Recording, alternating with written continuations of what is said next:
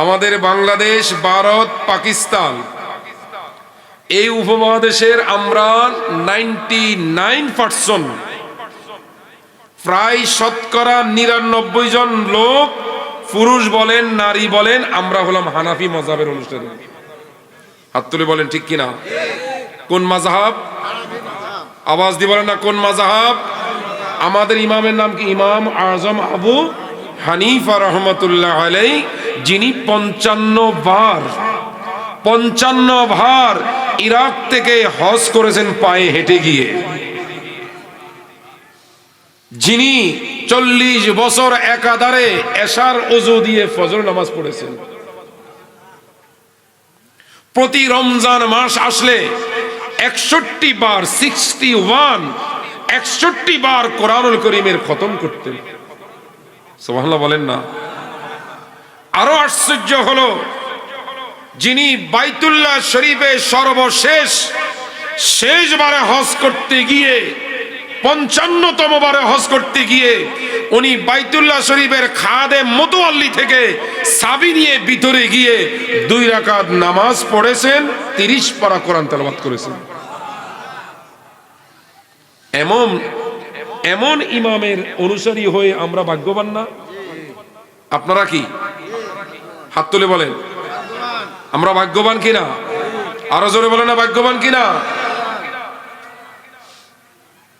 এই উপমহাদেশে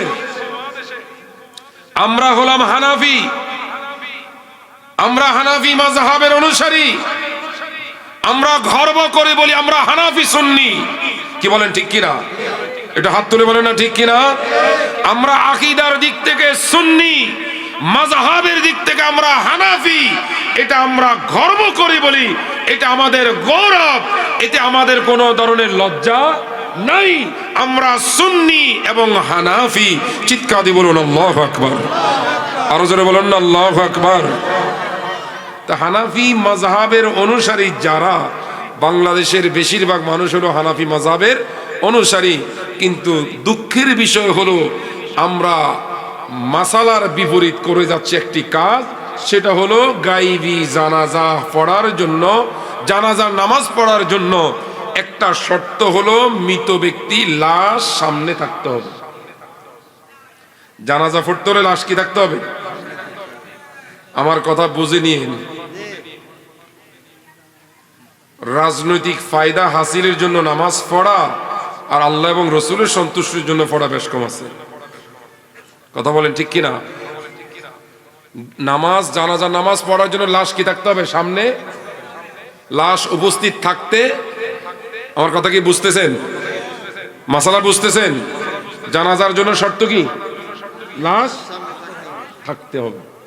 হুজুরুল জানাজা আমামা ইমামিহি, ইমামের সামনে লাশ কি থাকতে হবে? উপস্থিত। তো গায়বী জানাজা মানে কি? যেখানে লাশ কি নাই, লাশ সামনে নাই, লাশ উপস্থিত নাই, তাহলে সেই জানাজা কি জায়েজ? সেই নামাজ কি জায়েজ? সবাই বলেন না জায়েজ। তাহলে গায়বী জানাজার নামাজ হানাফি মাযহাবে কি নাই? জায়েজ নাই। ওই জানাজার নামাজ অনেকেই রাজনৈতিক ফায়দা, রাজনৈতিক উদ্দেশ্যে পড়ে যাচ্ছেন। কিন্তু দুঃখের বিষয় হলো, যেটা নাজায়েজ ওটা পড়া শুরু করলো, আর যেটা জায়েজ কাজ সেটা করে না। সেটা কি? জানাজার নামাজের পরে দোয়া করা। জানাজার নামাজের পরে কি করা? এটা জায়েজ, এটার বিরোধিতা করে। আর গায়বী জানাজা যেটা নাজায়েজ ওটা পড়া শুরু করছে। কথা কি বুঝতেছেন? জানাজার নামাজ পড়তে হলে লাশ কি থাকতে হবে? জোরে বলেন না। গায়বী জানাজার নামাজ জায়েজ। হাত তুলে বলেন, হাত তুলে বলেন গায়বী জানাজার নামাজ কি নাই? তাফসিরে মাজহারি 2টা তাফসির খুলে দেখেন। একটা বললাম তাফসিরে রুহুল বয়ান, আরেকটা হলো তাফসিরে মাজহারি। খুলেন, সেখানে আছে আল্লাহ বলেন উদনু ইয়া খায়রাল বারিয়া, উদনু ইয়া আহমদ, উদনু ইয়া মুহাম্মদ। আমার নবী যখন সিদরাতুল মুনতাহার উপরে যেই পর্যন্ত জিবরিলের যাওয়া শেষ, যেখানে আর ফেরেশতাদের যাওয়ার ক্ষমতা নাই, সেখান থেকে নবী যখন একা রওনা হলেন, আমার নবীকে আল্লাহ ডাকতেছে, ইয়া আহমদু উদনু, ইয়া মুহাম্মাদু উদনু, ইয়া খায়রাল বারিয়া, হে আহমদ, হে মুহাম্মদ, হে আমার সৃষ্টির সেরা হাবিব, আপনি কাছে আসেন। কাছে নিতে নিতে আমার নবী আর আল্লাহ দুধে আর চিনি যেভাবে মিশে যা, এভাবে আল্লাহ এবং রসুল মিলিত হয়েছেন। আর একটু জোরে বলেন না। আপনাদের বিশ্বাস আছে? শরীয়তপুরের ভাইরা বলেন না, বিশ্বাস আছে? নবীর ব্যাপারে এত বড় বেয়াদবি। আল্লাহ কোরআনে বলছেন, কদ জাআকুম বুরহানুম মির রাব্বিকুম, কদ জাআকুম বুরহানুম মির রাব্বিকুম, তোমাদের কাছে আমি আল্লাহর কাছ থেকে বুরহান এসেছে। বুরহান, বুরহান মানে হলো শক্ত দলিল, বুরহান মানে হলো বড় সাক্ষী, রাজ সাক্ষী, প্রত্যক্ষ সাক্ষীকে বলা হয় বুরহান। তো নবীকে আল্লাহ কেন বুরহান বললেন? কেন বুরহান বললেন? নবীর নাম কেন বুরহান? এটার কারণ হলো আদম আলাইহিস সালাম থেকে ঈসা নবী পর্যন্ত সব নবীরা লা ইলাহা ইল্লাল্লাহ বলেছেন, আল্লাহ ছাড়া কোনো মাবুদ নেই। কোন নবী আল্লাহকে দেখেন নাই। কোন নবী আল্লাহকে বলেন না দেখেছেন? আরো জোরে বলেন। আদম থেকে ঈসা নবী পর্যন্ত কোন নবী আল্লাহকে দেখেন নাই। সবাই বলছেন লা ইলাহা ইল্লাল্লাহ, আল্লাহ ছাড়া কোনো ইলাহ নেই, আল্লাহ ছাড়া কোনো মাবুদ নেই। না দেখেই সারা পৃথিবীতে, দুনিয়াতে শুরু থেকে এই পর্যন্ত আমাদের নবীর আগ পর্যন্ত সব নবীরা না দেখেই বলেছেন আল্লাহ ছাড়া কোনো মাবুদ নাই। এই আল্লাহ ছাড়া যে কোনো মাবুদ নেই, এটাকে পরিপূর্ণ করার জন্যই আমার নবীর মেরাজ করিয়েছেন। নবীর মেরাজ কেন হলো? এর মধ্যে একটা কারণ হচ্ছে আল্লাহ যে এক, আল্লাহ যে একক, এটার প্রমাণ করার জন্য আমার নবীকে আল্লাহর আরশে আজিমের উপরে নিয়ে গেছেন। একটু জোরে সোরে বলুন না সুবহানাল্লাহ।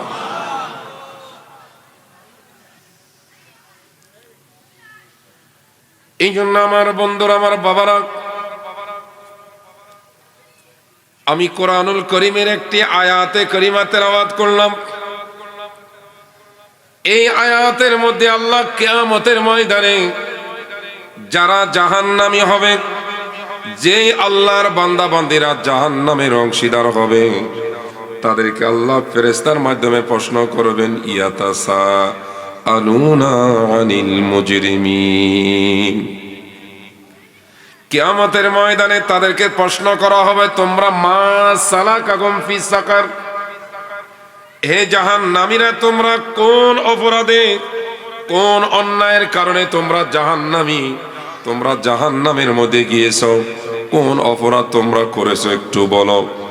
ক্বালু লাম নাকুম মিনাল মুসাল্লিন, জাহান্নামীরা এক নম্বরে জবাব দিবে, আল্লাহ, আমরা দুনিয়ার হায়াত যেটা পেলাম, এই হায়াতে জিন্দেগিতে লাম নাকুম মিনাল মুসাল্লিন, আল্লাহ এই দুনিয়ার হায়াত আমরা 20 বছর 30 বছর 40-50 বছর পেয়েছি, কিন্তু আমরা কখনো নামাজ পড়ি নাই।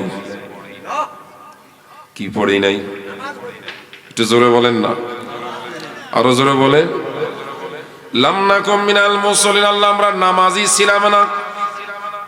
ওয়ালাম নাকুম নুতইমুল মিসকিন, 2 নম্বর অপরাধ, আল্লাহ আমরা মিসকিনকে খাওয়াই নাই, ফকিরের হক আদায় করি নাই, মিসকিনের হক আদায় করি নাই, গরিব ফকির মিসকিনকে আমরা কখনো খানা পিনা দিই নাই। ওয়াকুন্না নাখুদু মাআল খাইদিন, 3 নম্বর আমাদের অন্যায় অপরাধ ছিল, আল্লাহ দুনিয়াতে যারা রং তামাশা করত, হাসাহাসি করত, যাদের কাছে নামাজ নাই, রোজা নাই, সমাজ নাই, আল্লাহ যারা খেলাধুলা নানান ধরনের ইসলাম বিরোধী কাজের মধ্যে যারা জড়িত ছিল, কুন্না নাখুদু মাআল খাইদিন, আল্লাহ আমরা তো একদিকে নামাজি ছিলাম না, মিসকিনকে খানা দিতাম না। 3 নম্বর, আল্লাহ যারা তোমাকে ভুলে গিয়েছে, তোমার হাবিবকে যারা ভুলে গিয়েছে, আল্লাহ আমরা তাদের সঙ্গী ছিলাম। জোরে বলুন নাউজুবিল্লাহ। আর একটু জোরে বলেন। কয়টা বললাম? 4 নম্বর, ওয়া কুন্না নুকাজ্জিবু বিয়াউমিদ্দিন। আল্লাহ আমাদের আরেকটা অপরাধ ছিল, আমরা দুনিয়াকে বড় মনে করেছি। এই দুনিয়াকে আমরা অনেক কিছু ভেবে আখিরাতকে আমরা ভুলে গেলাম। আখিরাতের কথা আমাদের মনে নাই, আখিরাতের কোনো চিন্তা আমাদের মধ্যে ছিল না। যেমন এই জায়গায় একটা হাদিস মনে পড়লো বুখারী শরীফের। আমার নবী একদিন নামাজ পড়ে মসজিদ থেকে বের হচ্ছেন, এমন সময় একজন উম্মত আমার নবীকে প্রশ্ন করলেন, মাতাস সাআহ, ও নবী আপনার কাছে জানতে চাই কিয়ামত কখন হবে, কোন সময় কিয়ামত হবে? আল্লাহর নবী জবাব দিলেন, মা আ'দাত্তা লাহা। উম্মত তুমি কিয়ামত কখন হবে আমার কাছে জানতে চাও, আমি তোমার কাছে জানতে চাই মা আ'দাত্তা লাহা, তুমি কিয়ামতের জন্য কি প্রস্তুতি নিয়েছো? কিয়ামতের জন্য তোমার প্রস্তুতি কেমন? কবরের জন্য তোমার প্রিপারেশন কেমন? হাসরের ময়দানের জন্য, মিজানের জন্য, ফুলসিরাতের জন্য, পরকালের জন্য মা আ'দাত্তা লাহা, তুমি কি প্রস্তুতি নিয়েছো?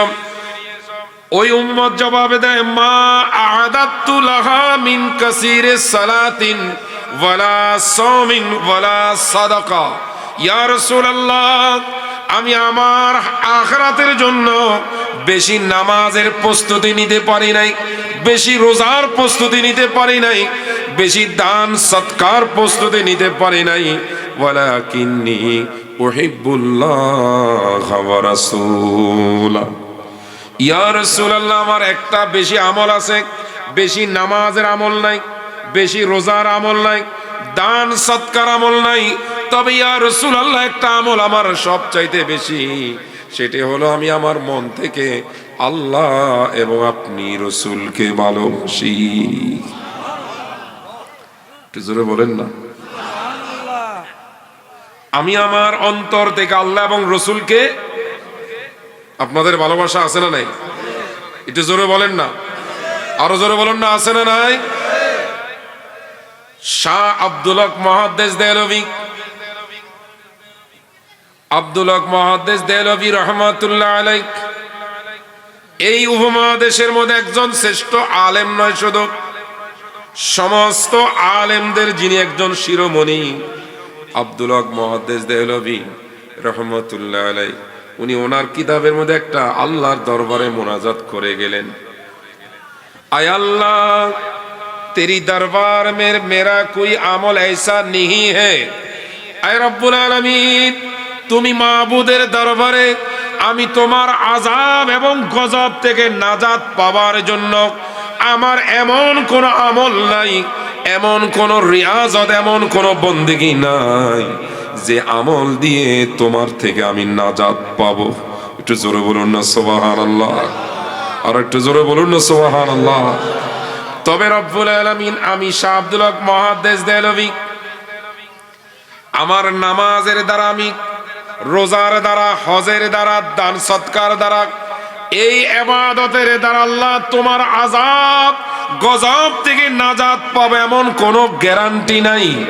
আমার নামাজ কবুল হতে পারে, নাও হতে পারে, রোজা কবুল হতে পারে, নাও হতে পারে, হজ কবুল হতে পারে, নাও হতে পারে, তবে আল্লাহ আমার এমন একটা আমল আছে যে আমল কখনো বৃথা যাবে না, যে আমল কখনো তোমার দরবার থেকে বিতাড়িত হবে না। ওই আমল হলো, আল্লাহ আমি যখন তোমার হাবিব রাহমাতুল লিল আলামিন নবীর উপরে যখন মহব্বতের দুরূদ এবং সালাম যখন আমি পড়ি, ওই দুরূদ এবং সালামের দ্বারা আমার বিশ্বাস কবরের মধ্যে যাওয়ার পরে আল্লাহ তোমার আযাব থেকে তোমার নবীর দুরূদ সালাম আমার উসিলা হবে। চিৎকার দিয়ে বলুন আল্লাহু আকবার, আরো জোরে বলুন আল্লাহু আকবার। আমরা নবীর দুরূদের গুরুত্ব অনেকেই দিই না, নবীর সালামের গুরুত্ব আমরা অনেকেই, ঠিক কিনা জোরে বলেন। আমরা নবীর দুরূদ এবং সালামের এত গুরুত্ব আমরা অনেকেই দিই না, বরঞ্চ বেদাত বলি, নাজায়েজ বলি। অথচ আপনারা জানেন আমাদের ফরিদপুর জেলার মাওলানা শামসুল হক ফরিদপুর, যিনি হাজার নয় লক্ষ লক্ষ কওমীদের মুরব্বী, নুরানি হুজুরদের মুরব্বী মাওলানা শামসুল হক ফরিদপুরি সাহেব ওনার তাসাউফ তত্ত্ব বইয়ের ভিতরে লিখলেন, নবীর প্রেমের জোশে কেউ দাঁড়াইয়া নবীকে যদি সালাম জানায়, সুবহানাল্লাহ বলেন, আর একটু জোরে বলেন। কোন আল্লাহর বান্দা যদি নবীর প্রেমের মহব্বতের জোশে দাঁড়াইয়া যদি নবীকে খাড়াইয়া যদি সালাম জানা, মাওলানা শামসুল হক ফরিদপুরি সাহেব বললেন এটাকে বেদাত বলা যাবে না, নাজায়েজ বলা যাবে না, গুনার কাজ বলা যাবে না। এই কারণে আমি এই শরীয়তপুর জেলার কওমি ভাইদের কাছে আমি জানতে চাই, নুরানি হুজুরদের কাছে আপনাদের কাছে জানতে চাই, আপনাদের মুরব্বী লিখলেন নবীর প্রেমে দাঁড়াইয়া কেউ যদি নবীকে দাঁড়াইয়া সালাম জানায়, এটাকে আপনাদের মুরব্বী লিখলেন বেদাতও বলা যাবে, নাজায়েজও বলা যাবে না, গুনার কাজও বলা যাবে। একটু বড় করে বলুন না সুবহানাল্লাহ, আরো জোরে বলুন না সুবহানাল্লাহ। শুধু তাই না আমার বন্ধুরা, আপনারা আরো খুশি হবেন, মাওলানা শামসুল হক ফরিদপুরি সাহেব উনি এক পর্যায়ে এই লেখার একটু পরে লিখলেন, বরঞ্চ যেখান থেকে আল্লাহর নবীকে তুমি দাঁড়াইয়া সালাম জানাবে, ওই ব্যক্তিকে উনি উদ্দেশ্য করে লিখলেন, যেখান থেকে আপনি নবীকে সালাম জানাবেন আপনি মনে করতে হবে আমি নবী রওজার সামনে দাঁড়াই সালাম দিচ্ছি। চিৎকার দিয়ে বলুন আল্লাহু আকবার, হাত তুলে বলুন আল্লাহু আকবার। আমরা নবীকে দাঁড়াই সালাম দিই, আরো জোরে বলুন না দিচ্ছি কিনা, আমরা দিতে থাকবো কিনা, আরো জোরে বলুন না দিতে থাকবো কিনা। আমরা বেদাত এটাকে মনে করি, এটাকে আমরা নাজায়েজ মনে করি এবং এটাকে আমরা গুনার কাজ মনে করি না, বরঞ্চ মিলাদ এবং কিয়াম এখানে দুরুদ পড়া হয়, সালাম জানানো হয়, এগুলো আমাদের মুসলমানদের জন্য, ইমানদার নবী প্রেমিকদের জন্য এগুলো হলো ইবাদত এবং এগুলো হলো সওয়াবের কাজ। জোরে বলুন সুবহানাল্লাহ, আর একটু জোরে বলেন। কিয়ামতের ময়দানে আপনি কি বেনামাজি পরিচয় দেওয়াটা কি ভালো হবে? একটু জোরে বলেন। লাম নাকুম মিনাল মুসাল্লি, আল্লাহ আমরা নামাজি ছিলাম না, কি ছিলাম না? তা আপনি কি বেনামাজি হয়ে দুনিয়া থেকে যেতে চান? আমাদের ব্যাপারে যদি আমাদের মৃত্যুর পরে আমাদের লাশকে জানাজার সামনে মানুষ যদি বলে এই লোকটা ভালো ছিল, এই লোকটা, একটু জোরে বলেন, লোকটা কেমন ছিল? এই ভালো ছিল এই সাক্ষীটাকে আপনারা চান? এই ঘোষণা কি চান? কে কে? আল্লাহ আপনি কবুল করুন, আরো জোরে বলেন। লোকটা কেমন? ভালো। তো ভালো কাকে বলে? বেনামাজিকে, বেরোজগারিকে, বেপর্দাশীল নারীকে, সুদ এবং ঘুষখোর দুর্নীতিবাজ সন্ত্রাস রাহাজানিকে ভালো বলা হয়? জোরে বলেন। চোর গুন্ডাকে ভালো বলা হয়? আপনার ব্যাপারে যখন মানুষ বলবে এই লোকটা ভালো, লোকটা নামাজি ছিল, লোকটা রোজাদার ছিল, এই মহিলাটা পর্দাশীল ছিল, এই মহিলাটা দিনদার ছিল, এরকম ঘোষণা কি আপনারা চান না? কথা বলেন। চাইলে কি নামাজ না পড়ে, না নামাজ পড়িয়া? জোরে বলেন। নামাজ পড়েই তো যেতে হবে। কথা বলেন ঠিক কিনা? কিছুদিন পূর্বে ইমাম জালালউদ্দিন সুয়ুতি রহমতুল্লাহ একটি কিতাব শরহুস সুদূর ফি আহওয়ালিল মাউত ওয়াল কুবুর, ইমাম জালালউদ্দিন সুয়ুতি রহমতুল্লাহ আলাইহির একটা তাফসীর মাদ্রাসার ফাজিলে পড়ানো হয় ডিগ্রিতে, তাফসিরে জালালাইন, তাফসিরে জালালাইন। আমি ধীরে ধীরে বলছি, আস্তে আস্তে বলছি, তাড়াহুড়া করছি না, কারণ আমাকে বলতেছে 2-3 ঘন্টা ওয়াজ করতে হবে। কয় ঘন্টা? আমি বলছি 3-4 ঘন্টা যে করব, কিভাবে মানুষজন থাকবে কিনা? মানুষ যদি না থাকে তা আমি কি গাছকে শোনাবো, বাঁশকে শোনাবো? আমি তো আবার এরকম, আমরা তো আবার এরকম হুজুর ন চোখ বন্ধ করে ওয়াজ করা। কোন হুজুর চোখ বন্ধ করে কি রুমাল দিয়ে ওয়াজ করছে, চোখ বন্ধ খুলে দেখে যে একজনও না, একজন আছে। তো ভাই তুমি বড় ভাগ্যবান। না হুজুর আমি ভাগ্যবান, আমি মাইকের অপারেটর। আমি মাইকের কি মাইক নেওয়ার জন্য বসে আছেন, না তো বা আমিও কি? আপনারা কি আমাকে এভাবে ছেড়ে চলে যাবেন? কি চলে যাবেন না থাকবেন? আমার একটা কি অনুরোধ আপনারা রাখবেন? কারা কারা? অনুরোধটা হলো সামনে আসে, একটু বসেন, সামনে বসেন, সবাই সামনে চলে আসেন। আল্লাহুম্মা অসুস্থ, আসেন না দাদা, সামনে আসেন। এই সামনে আসো, সবাই সামনে আসো। এই ছেলেরা সামনে আসো মহব্বতে। আল্লাহুম্মা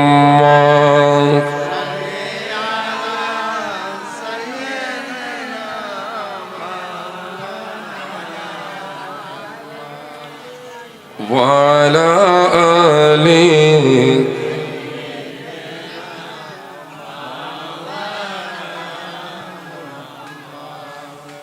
কখন বলে ইয়াসিন, কখন বলে তাহা,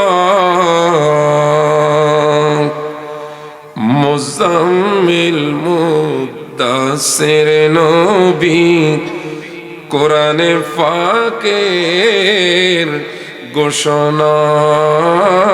আল্লাহ জোরে জোরে।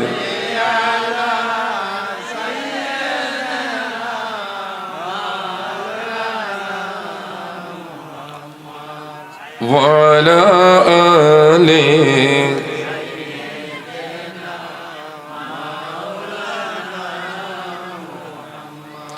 আমি বলতেছিলাম ইমাম জালালউদ্দিন সুয়ুতি রহমতুল্লাহ আলাইহি, যিনি এত বড় জগৎ বিখ্যাত আলেম এবং আশিকে রসুল, যিনি আমার পেয়ারা রসুলকে 70 বারের মতো দেখেছেন। কয়বার? আর একটু জোরে বলেন না, কয়বার? আমরা আপনারা কি একবারও কি দেখতে চাই না? আল্লাহর কাছে বলেন, আল্লাহ আমাদেরকে, আল্লাহ আমাদের সবাইকে আমাদের প্রিয় নবীর দিদার নসিব করুন। একটু জোরে বলুন না আমিন। আরো একটু আওয়াজ দিয়ে বলুন না আমিন। ইমাম জালালউদ্দিন সুয়ুতি ওনার কিতাবে লিখেছেন, এটা আমাদের মা বোনদের জন্য প্রয়োজন। ইরাকের একজন আবেদা মহিলা, কি মহিলা? আবেদা বোঝেন মানে যেই মহিলা ইবাদত করত। কি করত? সালিহা। যেই মহিলা বড় নেককার ছিল, ফরহেজগার ছিল, অতি ভালো মহিলা ছিল, তার মৃত্যুর পর জানাজা হলো, তাকে কবর দেওয়া হলো। রাতের অন্ধকারে একজন কাফন চোর ওই মহিলার কবরের মাটি সরাতে লাগলো। যেই মাত্র মহিলার কাফনের কাপড় দেখা যাচ্ছে, ওই চোর মহিলার কাফনের কাপড় ধরে যখন টান দিল, কি দিল? আপনাদের দৃষ্টি আছে, মনোযোগ। মহিলার কাফন ধরে কি যেই মাত্র টান দিল, মহিলা বলতেছে ইন্নাকা রজুলুন মাগফুর ওয়া আনা ইমরাতুন মাগফুরা লিমাযা তাখুযু কাফানি। মহিলা কবর থেকে আওয়াজ দিচ্ছে, হে আল্লাহর বান্দা, ইন্নাকা রজুলুন মাগফুর, তুমি আল্লাহর একজন ক্ষমাপ্রাপ্ত জান্নাতি বান্দা, ওয়া আনা ইমরাতুন মাগফুরা, আমিও আল্লাহর একজন জান্নাতি মহিলা বান্দি। তুমি জান্নাতি হয়ে আমি জান্নাতি মহিলার কাপড়ে কাপড় কেন টানতেছি? কি দুনিয়ায় না কবরে? কোথায়কার ঘটনা? জোরে বলেন না। তুমিও জান্নাতি আমিও। কাফন চোর বলছে লা লা, না আমি তো জান্নাতি হতে পারি না, আমি তো চোর, আমি অপরাধী, আমি অন্যায়কারী, আমি মুজরিম, আমি ফাসিক, আমি ফাজের, আমি তো আল্লাহর একজন নাফরমান বান্দা, আমি তো জান্নাতি হতে পারি না। তুমি জান্নাতি মহিলা হতে পারো, কিন্তু আমি তো হতে পারি না। এই কথা বলার পরে ওই কবর থেকে ওই মহিলা বলতেছে ইন্নাল্লাহ কাদ গাফারা লি ওয়া মান সাল্লা আলাইয়া ওয়া কাদ সাল্লাইতা। হে আল্লাহর বান্দা শোনো, তুমি চোর, তুমি কাফন চোর হতে পারো, তুমি নাফরমান হতে পারো, কিন্তু মনে রাখবা আমার আল্লাহ আমি মহিলাকে মাফ করে দিয়েছেন, এবং আমার জানাজা, আমি মহিলার জানাজা যে সমস্ত আল্লাহর বান্দারা অংশগ্রহণ করেছে, আমি মহিলার কারণে আল্লাহ তাদেরকেও মাফ করে দিয়েছে। আর একটু জোরে বলেন না। মহিলা জবাব দিলেন, আমার রব্বুল আলামিন আমি মহিলাকেও মাফ করে দিলেন, ওমান সাল্লা আলাইয়া, এবং আমার জানাজার মধ্যে যারা অংশগ্রহণ করেছে, চোর হোক, ডাকাত হোক, গুন্ডা হোক, যেই হোক না কেন, আমি মহিলার জানাজা যারা অংশগ্রহণ করলো, রব্বুল আলামিন এত দয়াবান, এত রহমান এবং রহিম আমার আল্লাহ, আমি মহিলার কারণে, যেহেতু আমি আল্লাহর কাছে একজন মাগফুরা, অনেক মাহবুবা, অনেক প্রিয় একজন আল্লাহর বান্দি, আমি মহিলার কারণে আল্লাহ রব্বুল আলামিন আমার জানাজা অংশগ্রহণকারী সমস্ত আল্লাহর বান্দাকেও মাফ করে দিয়েছে। একটু জোরে বলুন না সুবহানাল্লাহ। হে আল্লাহর বান্দা শুনে রাখো, তুমি তোমাকে কাফন চোর নাফরমান বলতেছ। হ্যাঁ, তুমি কাফন চোর হতে পারো, নাফরমান হতে পারো, আল্লাহর একজন অবাধ্য বান্দা হতে পারো। ওয়াকাদ সাল্লাইতা আলাইয়া, আজ তুমি আমি মহিলা আবেদা সালেহা, আমি নেককার মহিলার জানাজা পড়ার কারণে তুমি তো আমার জানাজা অংশগ্রহণ করেছ, আমার আল্লাহ আমার কারণে তোমাকেও মাফ করে দিয়েছে। একটু জোরে বলুন না সুবহানাল্লাহ। আমার বাবারা, বন্ধুরা, আমার পর্দালের মা এবং বোনেরা, এই হাদিস, এই ঘটনার দ্বারা আমরা বুঝতে পারলাম, আল্লাহর কোন বান্দা বান্দি যদি নেককার হয়, পরহেজগার হয়, আল্লাহ এবং রসুলের কাছে যদি প্রিয় বান্দা এবং প্রিয় বান্দি হয়, এমন মহিলা হোক, এমন পুরুষ হোক, তাদের জানাজায় গেল লাভ আছে না নাই? একটু হাত তুলে বলুন না আছে না নাই? আরো বড় করে বলুন না আছে না নাই? শুধু তাই নয়, মদিনাতুল মুনাওয়ারা মা তা আল্লাহর একজন বান্দা ইন্তেকালের পরে ওই মহিলার ব্যাপারে তার ইন্তেকাল, ওই আল্লাহর বান্দার মৃত্যুর পরে একদিন দুই দিন পরে ওই আল্লাহর বান্দার আপনজনদেরকে স্বপ্নের মাধ্যমে তার আপনজনেরা তাকে দেখতে লাগলো, ইন্নাহু মিন আহলিন নার।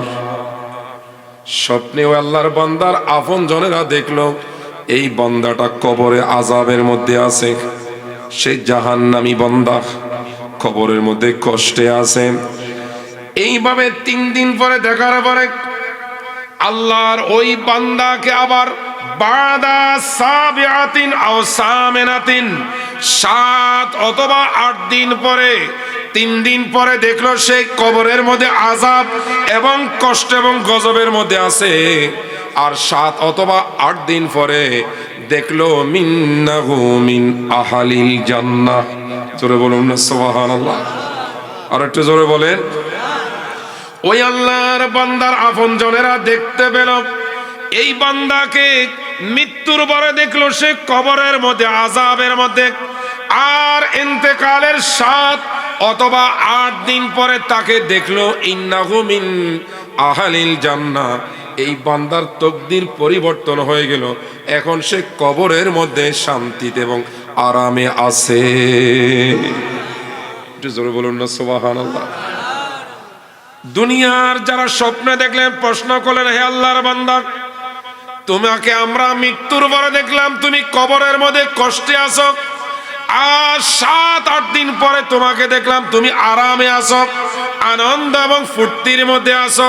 কারণ আল্লাহর হাবিব বললেন, আল কবরু ইম্মা রাউদাতুম মিন রিয়াদিল জান্নাহ আও হুফরাতুম মিন হুফারিন নার।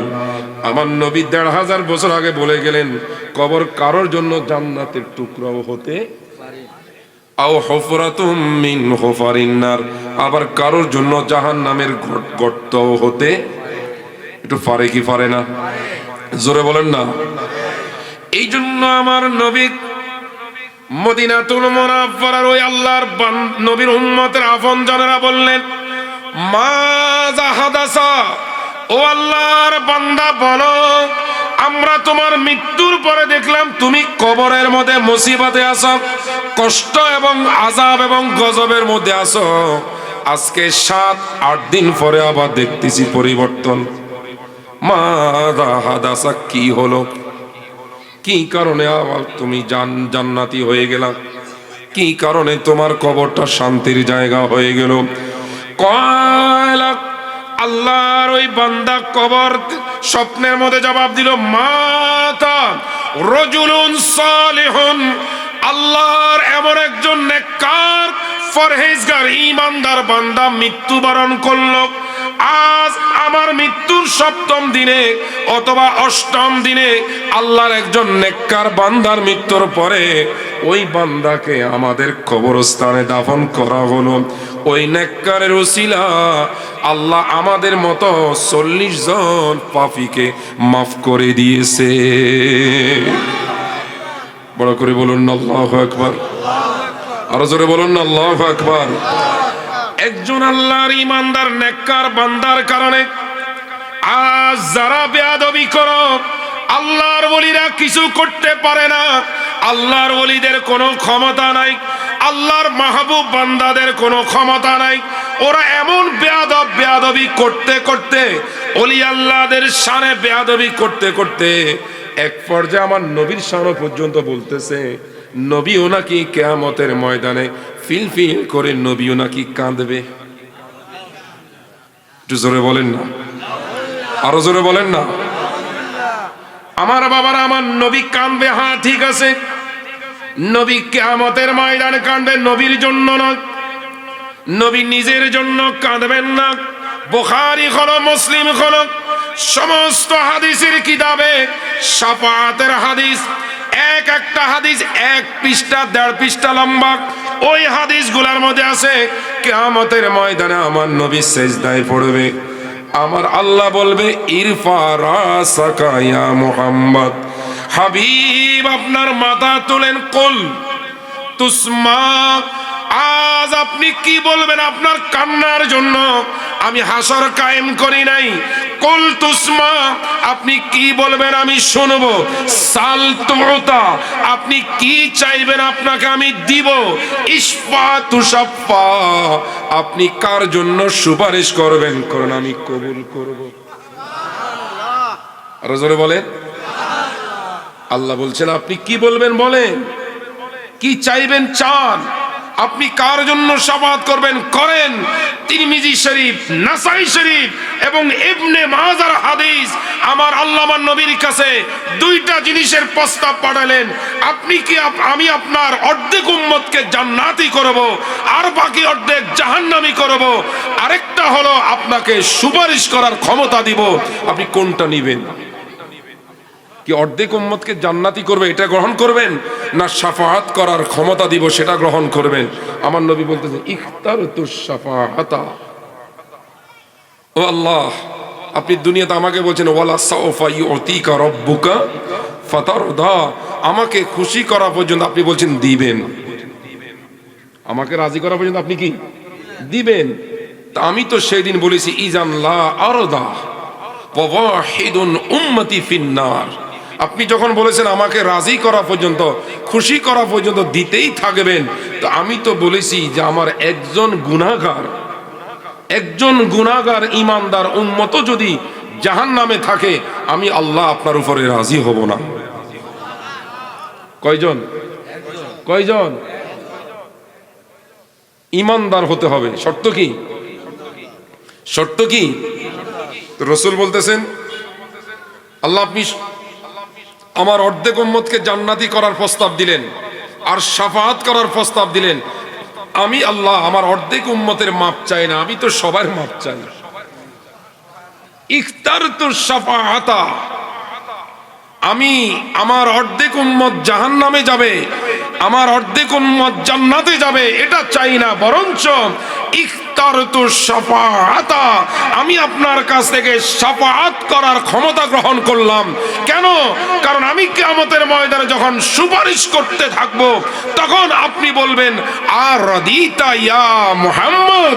তাফসিরে মাজাহারি দেখেন, তাফসিরে রুহুল মাআনি দেখেন, তাফসিরে ইবনে আব্বাস খুলে দেখেন, তাফসিরে আজিজি খুলে দেখেন, সমস্ত তাফসিরের মধ্যে আছে আমার নবী যখন সুপারিশ করতে থাকবে, আল্লাহ ক্ষমা করতে করতে করতে এক পর্যায়ে বলবে আর রাদিতা, ও নবী আপনি কি এখনো খুশি হন নাই? সুবহানাল্লাহ বলেন না। আপনি কি আমার উপর এখনো রাজি? জোরে সোরে বলুন আল্লাহু আকবার।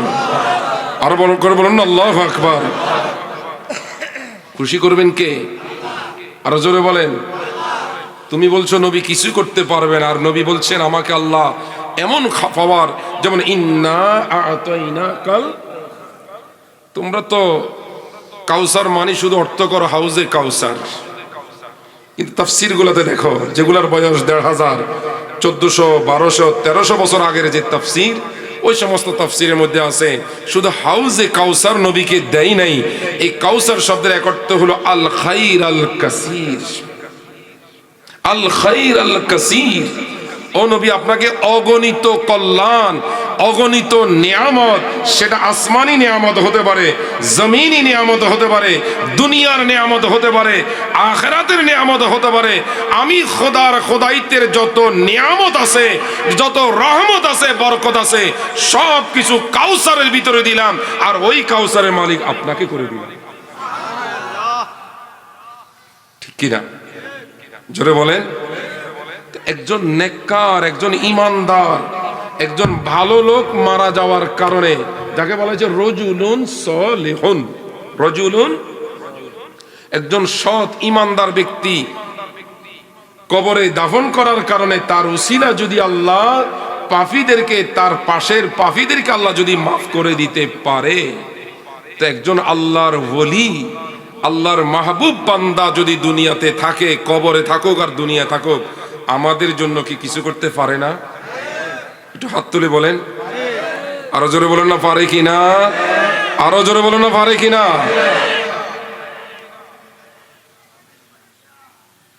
এই জন্য আমার বাবারা বন্ধুরা, কিয়ামতের ময়দানে যাতে বলতে না হয় লাম নাকুম মিনাল মুসাল্লিন, রব্বুল আলামিন আমি জাহান্নামী হওয়ার পিছনে, দোজখী হওয়ার পিছনে প্রথম কারণ হলো আল্লাহ আমি নামাজি ছিলাম না। আমি দুনিয়াতে নামাজের সময় নামাজ পড়ি নাই, নামাজের কোনো আমি গুরুত্ব দিই নাই, নামাজকে আমি কোনো মূল্যায়ন করি নাই। আজ এই মাহফিল থেকে আমি বলবো, আমার বাবারা, বন্ধুরা, যার বয়স যত হয়ে গেল মনে রাখবেন, নামাজ এত বড় নিয়ামত, এত বড় রহমত। আমার নবী বলেন, উম্মত, আমার কাছে পৃথিবীতে তিনটা জিনিস এত বেশি প্রিয় এবং পছন্দের। ওই তিনটা বিষয়ের মধ্যে আমার নবী একটা বিষয় বললেন, কুররাতু আইনি ফিস সালাহ। জোরে জোরে বলুন সুবহানাল্লাহ। আর একটু জোরে বলুন না সুবহানাল্লাহ। আজ আমরা নবীর আশেক হওয়ার পর নামাজ পড়ি না, আল্লাহর প্রেমিক হওয়ার পর নামাজ পড়ি না, আল্লাহর মাহবুব বান্দা এবং বান্দি দাবি করি, নবীর আশেক আমরা দাবি করি, নবীর প্রেমিক ওলি আল্লাহর প্রেমিক আমরা দাবি করি, কিন্তু আমরা নামাজের সময় আমরা নাই, মসজিদে আমরা নাই, খানকাতে আমরা নাই, জামাতের মধ্যে আমরা নাই। এই কারণে আমি বলবো, আল্লাহর রাসূল বলেন, উম্মত, আমি নবীর কাছে তিনটা জিনিস বেশি প্রিয়। ওই তিনটা বিষয়ের মধ্যে একটা প্রিয় হলো নামাজ। নামাজের মাধ্যমে আমি নবীর চক্ষু শীতল হয়, নামাজের মাধ্যমে আমার কলিজা ঠান্ডা হয়, নামাজের মাধ্যমে আমার ভালো লাগে। এই কারণে আমার শরীয়তপুরের বাবা এবং ভাই বোনদেরকে আমি বলবো, আল্লাহর আশিক যদি দাবি করেন, নবীর আশিক, ওলি আল্লাহর আশিক, হক্কানি পীর মাশায়েখ যদি আশিক দাবি করেন, আল্লাহর ওয়াস্তে দুই হাত করজোড় ভাবে বলবো, 5 ওয়াক্ত নামাজ এই মেরাজুন নবীর হাদিয়া। এই মেরাজ শরীফের হাদিয়া হলো 5 ওয়াক্ত নামাজ। আজ থেকে অঙ্গীকার করেন, নামাজ কাজা করব। একটু হাত তুলে বলেন রাজি আছেন? আর একটু জোরে বলেন রাজি আছেন? কয় ওয়াক্ত নামাজ? কয় ওয়াক্ত? আরো জোরে বলেন। 5 ওয়াক্ত পড়বো। কৃষি কাজে থাকলেও পড়তে হবে, রাজমিস্ত্রি কাজ করলেও পড়তে, কাঠ মিস্ত্রি কাজ করলেও পড়তে হবে, লেখাপড়ার মধ্যে থাকলেও পড়তে হবে, রান্নার কাজে থাকলেও পড়তে। যেই কাজে আমরা থাকি, নামাজের ওয়াক্ত হলে আমাদেরকে নামাজের সময় নামাজে দাঁড়িয়ে যেতে। এটাই হলো ইমানদার সত্যিকারের মুসলমানের চরিত্র। রাগ করছেন? যাতে কিয়ামতের ময়দানে বলতে না হয়, আল্লাহ আমরা নামাজি ছিলাম না, বরঞ্চ আমরা যেন বলতে পারি, আল্লাহ আমি নামাজি। আমি কি গর্ব করে যেন বলতে পারি, গর্ব করে যেন বলতে পারি আমরা কি? জোরে বলেন, আরো জোরে বলেন না কি? নামাজি। নামাজের মধ্যেই শান্তি, নামাজের মধ্যেই রহমত, নামাজেই বরকত, নামাজেই হলো শান্তি।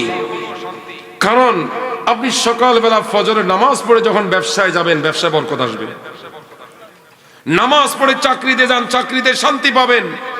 নামাজ পড়ে কৃষি কাজে যান, বরকত আসবে। নামাজ পড়ে আপনি রান্নার কাজে যান, রান্নাতে শান্তি এবং বরকত আসবে। নামাজ পড়ে আপনি লেখাপড়ায় বসে যান, নামাজ পড়ে আপনি স্কুল, মাদ্রাসা, কলেজ, যেখানে চাকরি সেখানে যান, সেখানে আপনার উপরে শান্তি আসবে। ঠিক কিনা? জোরে বলেন। আমরা নামাজ চাই, কে কে? সবাই চাই? এই মাঠেই চাই, মাঠের বাইরে গেলে নামাজে নাই। বলেন বলেন, আরো জোরে বলেন। নামাজের রক্ত হলে যেখানে থাকি নামাজ পড়বো ইনশাল্লাহ। হাত তুলে বলেন ইনশাল্লাহ। আল্লাহ আপনি আমাদেরকে কবুল করেন। আরো জোরে বলেন না আমিন। আমার মা বোনদেরকেও নামাজ পড়তেই, জোরে বলেন না, নামাজ পড়তেই হবে। সামনে কিসের মাস? শাবান মাস। শাবান মাসে শবে বরাত আসেনি? জোরে বলেন। শবে বরাত আপনাদের দেশে আছে? শরীয়তপুর, সখীপুরের শবে বরাত আছে? এটা হাত তুলে বলেন না আসেনি? শবে বরাতে ইবাদত করা জায়েজ, শবে বরাতে ইবাদত করা জায়েজ। করবেন তো ইনশাআল্লাহ?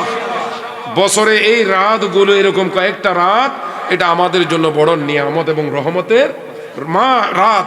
এই রাতগুলোর উসিল আল্লাহ আমাদের মতো পাপীদেরকে ক্ষমা করে দিতে, একটু হাত তুলে বলেন না পারে কিনা? কে কি বলুক, কে কি করুক, এগুলো আমাদের দেখার বিষয়। আমরা শবে বরাত ইনশাআল্লাহ আমরা যেটা পালন করে আসছি, ইনশাআল্লাহ ভবিষ্যতে, হাত তুলে বলেন, সবাই বলেন ইনশাআল্লাহ, আরো জোরে বলেন। শবে বরাতের মাসের পর হলো রমজানের মাস। কিসের মাস? সেই মাসে কি রোজা রাখবেন না ভাঙবেন? কে কে ভাঙার নিয়ত করছেন একটু হাত তোলেন। একজন পাইছি, পাওয়া গেছে একজন। কি আপনারা কি রোজা ভাঙবেন? ইচ্ছা করে রোজা ভাঙবেন? দুই হাত তুলে বলেন। রোজা রাখার নিয়ত আছে? রাখলে শান্তি না অশান্তি? একটু হাত তুলে বলেন জোরে, আরো জোরে বলেন না, শান্তি না অশান্তি? রাখলে কি অসুস্থ হবেন না সুস্থ হবেন? রোজা রাখলে কি সুস্থ না অসুস্থ হয়? হ্যাঁ, দুর্বল হয়, একটু দুর্বল হয় ঠিকই, কিন্তু আল্লাহর রাসূল বলেছেন, উম্মত তোমরা রোজা রাখো, আল্লাহ তোমাদেরকে সুস্থ করে দিবে। রোজা রাখলে তোমরা কি হয়ে যাবে? রাসূলের হাদিস হচ্ছে সুস্থ হব। আর আমরা গার্ডিয়ানরা, অভিভাবকরা ছেলে মেয়েদেরকে আমরা রোজা রাখতে নিষেধ করি। তোমার প্রাইভেট আছে, কোচিং আছে, লেখাপড়া আছে, তুমি দুর্বল হয়ে যাবে, অসুস্থ হয়ে যাবে, এই জাতীয় বলে আমরা ছেলে মেয়েদেরকে রোজা রাখতে, অনেক গার্ডিয়ান আছে না, কথা বলেন না কেন? তো কি মা বাবার কথা শুনবো না আল্লাহ রসুলের হাদিসের কথা শুনবো? কথা বলেন। রসুল বলছে তোমরা কি হয়ে যাবে? রোজা রাখো, সুস্থ হয়ে যাবে। আল্লাহ আমাদেরকে রোজা রাখার তৌফিক দান করুন। আরো জোরে বলেন। তারাবির নামাজ লাগবে নি? রোজা রাখবেন, নামাজ লাগবে। নামাজ না পড়ে রোজা রাখবেন? তারাবির নামাজ পড়তে হবে তো। কয় রাকাত পড়েন আপনারা? কয় রাকাত পড়েন? কে কে কারা কারা হাত তুলছেন আমি দেখতেছি। তারাবির নামাজ কয় রাকাত? কয় রাকাত পড়বেন? কয় রাকাত পড়বেন? তারাবি তো 20 রাকাত, ঠিক আছে, পড়বেন কয় রাকাত? 4 রাকাত পড়ে দৌড় দিবেন? 8 রাকাত পড়ে পালিয়ে যাবেন? কয় রাকাত? কারা কারা হাত তুলছেন? রেকর্ড হচ্ছে, রেকর্ড হচ্ছে। ইনশাআল্লাহ বলেন আমরা 20 রাকাত তারাবি 20 রাকাতেই পড়ব। সবাই বলেন ইনশাআল্লাহ। আরো জোরে বলেন না ইনশাআল্লাহ। আল্লাহ আপনি কবুল করুন। আরো জোরে বলেন।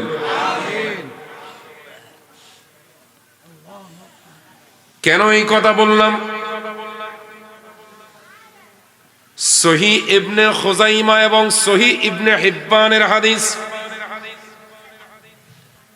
হযরতে আমর ইবনুল মুররা আল জুহানি রাদিয়াল্লাহু তাআলা আনহু রওয়ায়াত করতেছেন, যা রাসূলুল্লাহ সাল্লাল্লাহু আলাইহি ওয়াসাল্লাম রাজুলুম মিন ফুদা। জোরে সুরে বলুন না সুবহানাল্লাহ। হযরতে আমর ইবনে জুহানি রাদিয়াল্লাহু তাআলা আনহু রওয়ায়াত করেন, একদিন আল্লাহর নবীর দরবারে আরবের একটা ফুজা গোত্রের এমন একজন লোক আমার নবীর দরবারে এসে বললেন, ফাকালা ইয়া রাসূলুল্লাহ। সবাই জোরে সোরে বলুন না ইয়া রাসূলুল্লাহ। আর একটু জোরে বলুন না ইয়া রাসূলুল্লাহ। ওই লোকটা বললেন, ইয়া রাসূলুল্লাহ, আরাআইতা ইন সাল্লাইতুস সালাতাল খামস। ও নবী, আপনার কাছে জানতে চাই, ইন শাহিদতু আল্লাহ ইলাহা ইল্লাল্লাহ ওয়া আন্নাকা রাসূলুল্লাহ ওয়া ইন সাল্লাইতুস সালাতাল খামসা। ও নবী, আমি যদি আল্লাহ ছাড়া কোনো মাবুদ নাই বলে সাক্ষী দিই এবং আপনি আল্লাহর রাসূল বলে যদি সাক্ষী দিই, 5 ওয়াক্ত নামাজ যদি আদায় করি, ওয়াসুমতু শাহরা, রমজান মাস আসলে যদি রোজা রাখি, ওয়া কুনতু রামাদানা, এবং রমজান মাসে আমি যদি রোজার পাশাপাশি কিয়ামুল লাইল অর্থাৎ তারাবির নামাজের মাধ্যমে, তেলাওয়াতের মাধ্যমে রাতটা যদি আমি কাটাই, ওয়া আতাইতুজ যাকাতা, আর আমার উপরে আল্লাহ যদি সম্পদে জাকাত ফরজ করে, আমি যদি জাকাত আদায় করি, আর আইতা, এই আমলগুলো করলে আপনার কি মতামত? জোরে সোরে বলুন সুবহানাল্লাহ, একটু জোরে বলুন না সুবহানাল্লাহ। فقال رسول الله صلى الله عليه وسلم, আমার নবী জবাব দিলেন, মান মাতা আলা হাদা, উম্মত শুনে রাখো, যারা আল্লাহ ছাড়া কোনো মাবুদ নাই, আমি রাসূল আল্লাহর ওয়াহদানিয়তের সাক্ষী, আমি নবীর নবুয়ত এবং রিসালাতের সাক্ষী দিবে, নামাজের সময় নামাজ পড়বে, রোজার সময় রোজা রাখবে, তারাবির নামাজ আদায় করবে, যাকাত যারা আদায় করে মৃত্যুবরণ করবে, কানা মিনাস সিদ্দিকিন ওয়াস শুহাদা, আমি নবী ঘোষণা দিলাম সে সিদ্দিকিন এবং শহীদদের অন্তর্ভুক্ত হবে। বড় করে বলুন আল্লাহু আকবার, আর একটু জবান খুলে বলুন আল্লাহু আকবার। যার কারণে আমার বাবারা, নামাজের সময় নামাজ, রোজার সময় রোজা, এমনি ভাবে আমি পাশাপাশি আপনাদেরকে বলতে চাই কথা, আমার নবীর হাদিস, ইন্নাল জিনানা ইয়াশতাকনা ইলা খামসাতে নাফার, কিয়ামতের কঠিন ময়দানে আপনি দুনিয়াতে নামাজ পড়তেছেন জান্নাতের জন্য, রোজা রাখতেছেন জান্নাতের জন্য, হজ করতে যাচ্ছেন জান্নাতের জন্য, পর্দা করে চলতেছেন জান্নাতের জন্য। আমার নবী দুনিয়াতে ঘোষণা দিয়ে গেলেন, এমন 5টা আমল আছে, যে 5টা আমল করে আমার উম্মত যদি কবরে যায়, ওই 5টা আমলের কারণে জান্নাত তাদেরকে জান্নাতে নিয়ে যাবে। সুবহানাল্লাহ বলেন। কয়টা আমল? একটু কথা বলেন না, কয়টা আমল? 1 নম্বর হলো মুকিমিস সালাত, যেই ইমানদার মুসলমান নামাজের সময় নামাজ পড়বে, ওয়াসাইমি রমাদানা, 2 নম্বর যারা রমজান মাস আসলে রোজা রাখবে, ওয়াতালিল কোরআনা, যারা সব সময় কোরআন তেলাওয়াত করবে। সুবহানাল্লাহ বলেন, আরো জোরে বলেন। নামাজের সময় যারা নামাজ পড়বে, রোজার সময় যারা রোজা রাখবে, এবং যারা সব সময় কোরআন পড়বে। 4 নম্বর হাফিজিল লিসানা, হাফিজিল লিসানা, এটার একটু ব্যাখ্যা বলি। হাফিজিল লিসান মানে হলো জবান রক্ষা করা। তো জবান রক্ষা কয়েক ভাবে হতে পারে। 1 নম্বর হলো আনিল গীবতে, আপনি আপনার জবানকে গীবত থেকে রক্ষা করলেন, ওয়াল কিজবে, মিথ্যা থেকে, ওয়ান নামিমা, চগলখড়ি থেকে, ওয়াল শাহাদাতি জুর, মিথ্যা সাক্ষী দেওয়া থেকে রক্ষা করলেন, এটাও একটা জবানের হেফাজত। আরেকটি ব্যাখ্যা হলো আন আকলিল হারামে, হারাম খাওয়া থেকে হেফাজত। সেটা কি? হারাম খাওয়া হলো চুরির ইনকাম, হারাম খাওয়া হলো ডাকাতের ইনকাম, হারাম খাওয়া হলো সুদের ইনকাম, হারাম খাওয়া হলো ঘুষের ইনকাম, হারাম খাওয়া হলো দুর্নীতির ইনকাম, হারাম খাওয়া হলো সন্ত্রাস করে ইনকাম করা, হারাম খাওয়া হলো অবৈধ ইনকাম, যেটা ওটা হলো হারাম। ওই হারাম খাওয়া থেকে আপনি যদি আপনার জবান রক্ষা করতে পারেন। 5 নম্বর হলো ওয়া মুতঈমিল জিরানে, আমার যেই উম্মত নামাজ পড়বে, রোজা রাখবে, তেলাওয়াত করবে, নিজের জবান হারাম খাওয়া থেকে রক্ষা করবে, এবং আমার উম্মতের গরিব মিসকিনের মুখে যারা খাবার দিতে পারবে, কাল কিয়ামতের ময়দানে তারা জান্নাত চাইতে হবে না, জান্নাতেই তাদেরকে চাইবে, জান্নাতেই তাদেরকে। সুবহানাল্লাহ বলে। কয়টি কাজ? সর্বপ্রথম নামাজ। সর্বপ্রথম কি? জোরে বলেন, আরো জোরে বলেন। কিয়ামতের মাঠে তো সর্বপ্রথম হিসাবও হবে। সর্বপ্রথম কিসের? আমলের হিসাব হবে। তো সেখানে প্রথম কিসের হিসাব? নামাজের। 2 নম্বর হলো রোজা। 2 নম্বর কি? জোরে বলেন। রমজান মাসের রোজা ফরজ। রোজা কি? তো ফরজ রোজাও রাখতে হবে, ফরজ নামাজও পড়তে হবে। আর তারাবির নামাজ হলো বাড়তি, এটা অতিরিক্ত ইবাদত রমজান মাসে, এটা হলো সুন্নতে মুআক্কাদা। তারাবির নামাজ পড়া কি?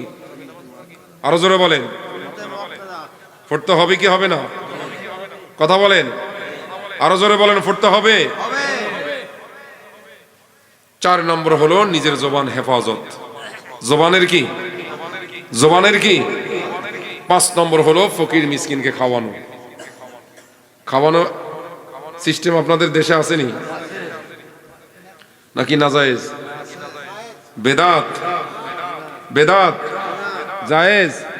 মৌলবীরা তো বলে জিয়াফত করলে, মানুষের জন্য, মৃত ব্যক্তির জন্য খাওয়াইলে কবরে আযাব শুরু হইব। তো আপনারা যারা খাওয়াচ্ছেন, আপনাদের মুর্দার বাবা মায়ের কবরে কি আযাব দেওয়ার জন্য? জিয়াফত করলে কি আযাব হয়? জিয়াফত করলে কি কবরে আগুন জ্বলে? জোরে বলেন, আরো জোরে বলেন। মৌলবী জবাব দলিল দিচ্ছে, দেখেন বুখারী শরীফে আছে। কোন কিতাব? দেখেন বুখারী শরীফে আছে। তো মানুষ, ওয়াজের মাঠের মানুষরা তো সেই আছে, বুখারী শরীফে আছে জিয়াফত করলে, মৃত ব্যক্তির জন্য খাওয়াইলে কবরের মধ্যে কি জ্বলবো? আগুন জ্বলবে। এই কথা যখন শুনছে, আরো দলিল কোথায় থেকে? কথা বলেন না, কোথায় থেকে? বুখারী শরীফ থেকে। মানুষ তো সেই আছে, যে হুজুর দেখান। শুনেন, বুখারী শরীফের মধ্যে আছে আল মাইয়াতু ইউআযযাবু বিমা নিহা আলাইহি। হাদিস বুখারীতে আছে, পড়ছো ঠিক, কিন্তু ব্যাঠিক হলো তার অর্থের মধ্যে। ব্যাঠিক কোন জায়গা? কথা বলেন। ব্যাখ্যা এবং অর্থের মধ্যে। বুখারীতে হাদিসটা আছে, দেখলাম ঠিকই আছে। হাদিসের অনুবাদ উনি করলেন, দেখেন আল্লাহর নবী বলে গেছেন, বুখারীতে আছে, মৃত ব্যক্তির জন্য যদি জিয়াফত করা হয় কবরে আযাব শুরু হয়ে যাবে। মৃত ব্যক্তির জন্য জিয়াফত করলে কবরে কি হয়ে যাবে? আযাব শুরু হয়ে যাবে। মানুষ তো বুখারী শরীফের দলিল শুনি জিয়াফত বন্ধ করে দিল। মৃত ব্যক্তির জন্য খানা পিনা সব কি? কারণ বুখারী শরীফে কি আছে? হাদিস। এই ভিডিওটা দেখার পর আমি বুখারী শরীফ খুললাম, খুলে দেখি হাদিসটা পড়লাম। কত বড় ধোঁকাবাজ, কত বড় বাটপার হলে এদেরকে আল্লাহ রাসূল আসলে হাদিসে বলছেন, রাসূল ইয়াতি আলা উম্মতি, অথবা এভাবে আছে ইয়াকুনু ফি আখিরিজ জামানে দাজ্জালুনা কাজ্জাবুন। আমার উম্মতের মধ্যে কিছু দাজ্জাল এবং কাজ্জাব আসবে। দাজ্জাল এবং কাজ্জাব, যারা তোমাদের কাছে এমন কিছু হাদিস নিয়ে আসবে, এমন কিছু মাসালা নিয়ে আসবে, যেই মাসালাগুলো শোনার পরে তুমি বলবা এগুলো তো আমরা জিন্দিগিতে শুনি নাই, আমাদের বাপ দাদারাও কখনো শুনে নাই। এমন নতুন নতুন মাসালা নিয়ে আসবে যেগুলো তোমরাও শোনো নাই, তোমাদের বাপ দাদারাও শুনে নাই। আমার রাসূল বলেন, এরাই হচ্ছে আমার উম্মতের দাজ্জাল। এরাই হচ্ছে কি? বলেন না কি?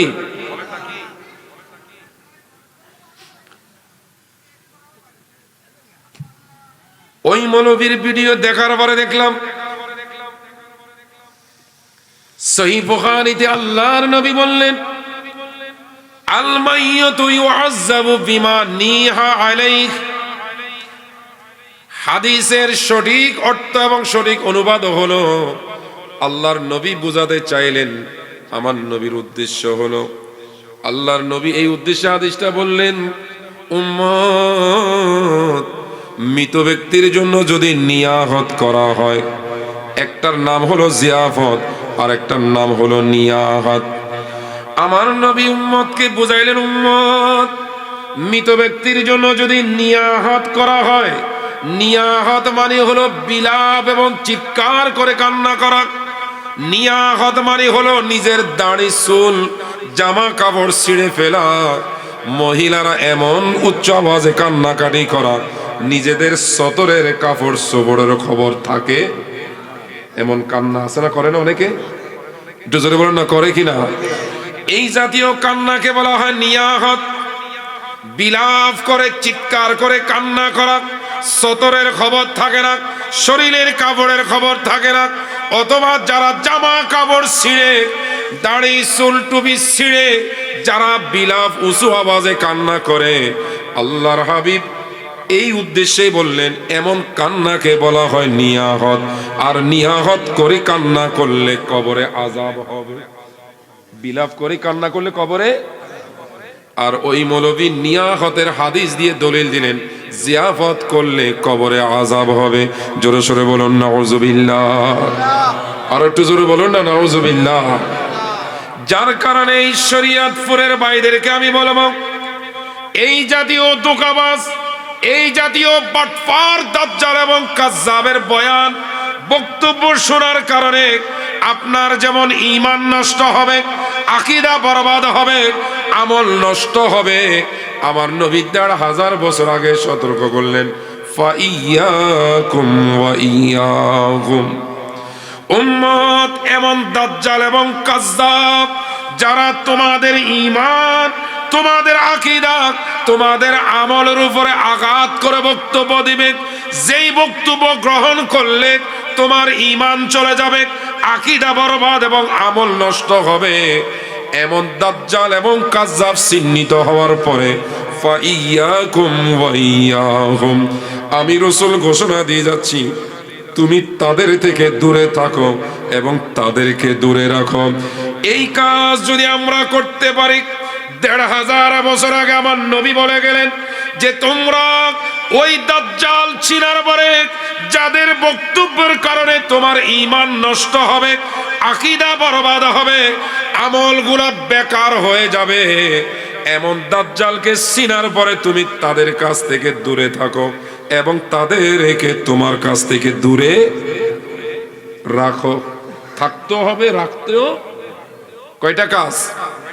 কয়টা কাজ বলেন? কয়টা? এটাই হলো আমি আমার ওয়াজের মধ্যে, আমি আমার বয়ানের মধ্যে, আমি এটাই হলো সবচেয়ে গুরুত্বপূর্ণ। যেই মৌলবীর, যেই আলেমের, যেই হুজুরের, যেই বক্তার, তিনি প্রিন্সিপাল হোক, মুহাদ্দিস হতে পারে, মুফতি হতে পারে, জগৎ খ্যাত আলেম হতে পারে, তার বয়ান এবং বক্তব্যের কারণে আমার ঈমান, আমার আকীদা, আমার আমল যদি নষ্ট হয়, তার বক্তব্যের কারণে যদি আমার নবীর শানে বেয়াদবি হয়, ওলি আল্লাহর শানে বেয়াদবি হয়, আমি মনে করব ওই আলেম হলো এই যুগের দাজ্জাল। হাত তুলে বলেন ঠিক কিনা? আরো জোরে বলেন। তো এই দাজ্জাল চিনার পরে নবী কি বলছে? তোমরা তাদের থেকে দূরে এবং তাদেরকে দূরে রাখো, দূরে থাকো এবং দূরে। কয়টি কাজ? কয়টা? একটা দূরে রাখো আর একটা দূরে। কেন আল্লাহর নবী কথা বললেন? ফাইয়াকুম ওয়া ইয়াহুম, উম্মত তাদেরকে দূরে রাখো এবং দূরে থাকো। লা ইউদিল্লুনাকুম ওয়ালা ইফতিনুনাকুম, আমার নবী সতর্ক করে গেলেন, উম্মত যদি এমন দাজ্জাল এবং কাজ্জাবের মাসালা হাদিস, তাদের ওয়াজ এবং নসিহতের কারণে তোমার ঈমান, আকীদা, আমলের উপর যদি আঘাত আসে, এমন বয়ান যদি তারা দেখ, এমন নসিহত, এমন মাসালা যদি দেখ, যেই মাসালা বিমা লাম তাসমাউ আনতুম, তোমার হায়াতের মধ্যে তুমি কখনো শুনো নাই, ওয়ালা আবাউকুম, তোমার বাপ দাদারাও কখনো শুনে নাই, বাপ দাদারাও কখনো দেখে নাই, এমন বক্তব্য, ওয়াজ, নসিহত যদি দেখো, ফাইয়াকুম ওয়া ইয়াহুম, আল্লাহর নবী সতর্ক করে দিলেন, তোমরা তাদেরকে থেকে দূরে থাকো এবং তাদেরকে যদি দূরে রাখো, লা ইউদিল্লুনাকুম, ওই দাজ্জাল এবং কাজ্জাবেরা তোমাদেরকে গোমরাহ করতে পারবে না, ওয়ালা ইফতিনুনাকুম, এবং তোমাদেরকে ফিতনাতেও ফেলতে পারবে। কথা বলেন ঠিক কিনা? একটু জোরে বলেন। যেই বক্তার বক্তব্যের কারণে আমার ঈমান নষ্ট হবে, আমার আমল নষ্ট হবে, আমার আকীদা বরবাদ হবে, এমন বক্তাকে আমি পছন্দ করব না। হাত তুলে বলেন, হাত তুলে বলেন। যে বক্তা নিয়াহতের হাদিস দিয়ে জিয়াফতের বিরুদ্ধে দলিল দেয়, তো এই বক্তা বাটফার কিনা? বলতে কি কষ্ট হয়? আরো জোরে বলেন, আরো জোরে বলেন। বাটপার মানে ধোঁকাবাজ, ঠিক কি না? সিটার বলেন। সে কি? হাদিস হলো নিয়াহত, দলিল দিল জিয়াফত। ওই যে তারাবির নামাজের ব্যাপারে তো দলিল দেয়, যেটা 8 টাকাতের দলিল, ওটা আসলে তারাবির না, ওটা হলো তাহাজ্জুদের হাদিস। কিসের হাদিস? জোরে বলেন না। তাহাজ্জুদের হাদিস দিয়ে তারাবির দলিল দেয়। এরাই হলো বাটপার, এরাই হলো ধোঁকাবাজ। কথা বলেন ঠিক কিনা? আওয়াজ দিয়ে বলেন না ঠিক কিনা? এমন ধোঁকাবাজ থেকে আল্লাহ আমাদেরকে হেফাজত করুন। আর একটু জোরে বলেন। আমি ইদানিং সাম্প্রতিক একটি মাসালা বলতে চাই। সাম্প্রতিক আমরা দেখতেছি আমাদের দেশে একটা নামাজের প্রচলন শুরু হলো, গায়েবী জানাজা। কথা বলেন ঠিক কিনা? কি জানাজা? জোরে বলেন না, কি জানাজা? গায়েবী জানাজা মানে কি? লাশ সামনে নাই, মইয়ত মৃত ব্যক্তি সামনে, এটাকে বলা হয় গায়েবী জানাজা। এটার নাম কি? গায়েবী জানাজা। খেয়াল রাখবেন, আমাদের বাংলাদেশ, ভারত, পাকিস্তান, এই উপমহাদেশের আমরা 99% প্রায় শতকরা 99 জন লোক, পুরুষ বলেন নারী বলেন, আমরা হলাম হানাফি মাযহাবের অনুসারী। হাত তুলে বলেন ঠিক কিনা? কোন মাযহাব? আওয়াজ দিয়ে বলেন না, কোন মাযহাব? আমাদের ইমামের নাম কি? ইমাম আজম আবু হানিফা রহমতুল্লাহ আলাইহি, যিনি 55 বার ইরাক থেকে হজ করেছেন পায়ে হেঁটে গিয়ে, যিনি 40 বছর একাধারে এশার ওযু দিয়ে ফজর নামাজ পড়েছেন, প্রতি রমজান মাস আসলে 61 বার 61 বার কোরআনুল কারীমের খতম করতেন। সুবহানাল্লাহ বলেন না। আরো আশ্চর্য হলো, যিনি বাইতুল্লাহ শরীফে শেষবারে হজ করতে গিয়ে, 55তম বারে হজ করতে গিয়ে, উনি বাইতুল্লাহ শরীফের খাদেম মুতাওয়াল্লি থেকে চাবি নিয়ে ভিতরে গিয়ে 2 রাকাত নামাজ পড়েছেন, 30 পারা কোরআন তেলাওয়াত করেছেন। এমন ইমামের অনুসারী হয়ে আমরা ভাগ্যবান না?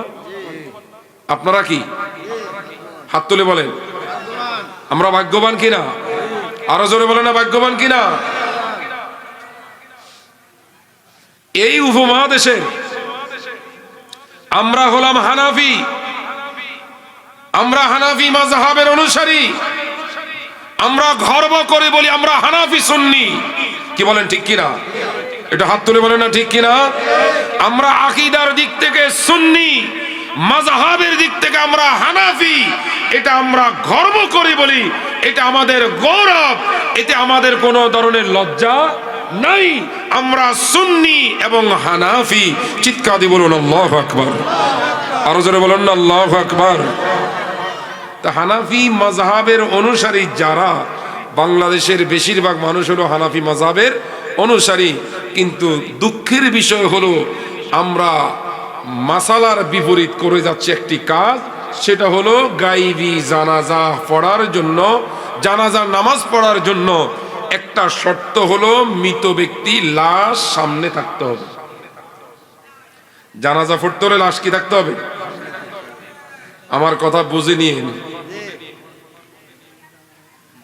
রাজনৈতিক ফায়দা হাসিলের জন্য নামাজ পড়া আর আল্লাহ এবং রসুলের সন্তুষ্টির জন্য পড়া বেশ কম আছে।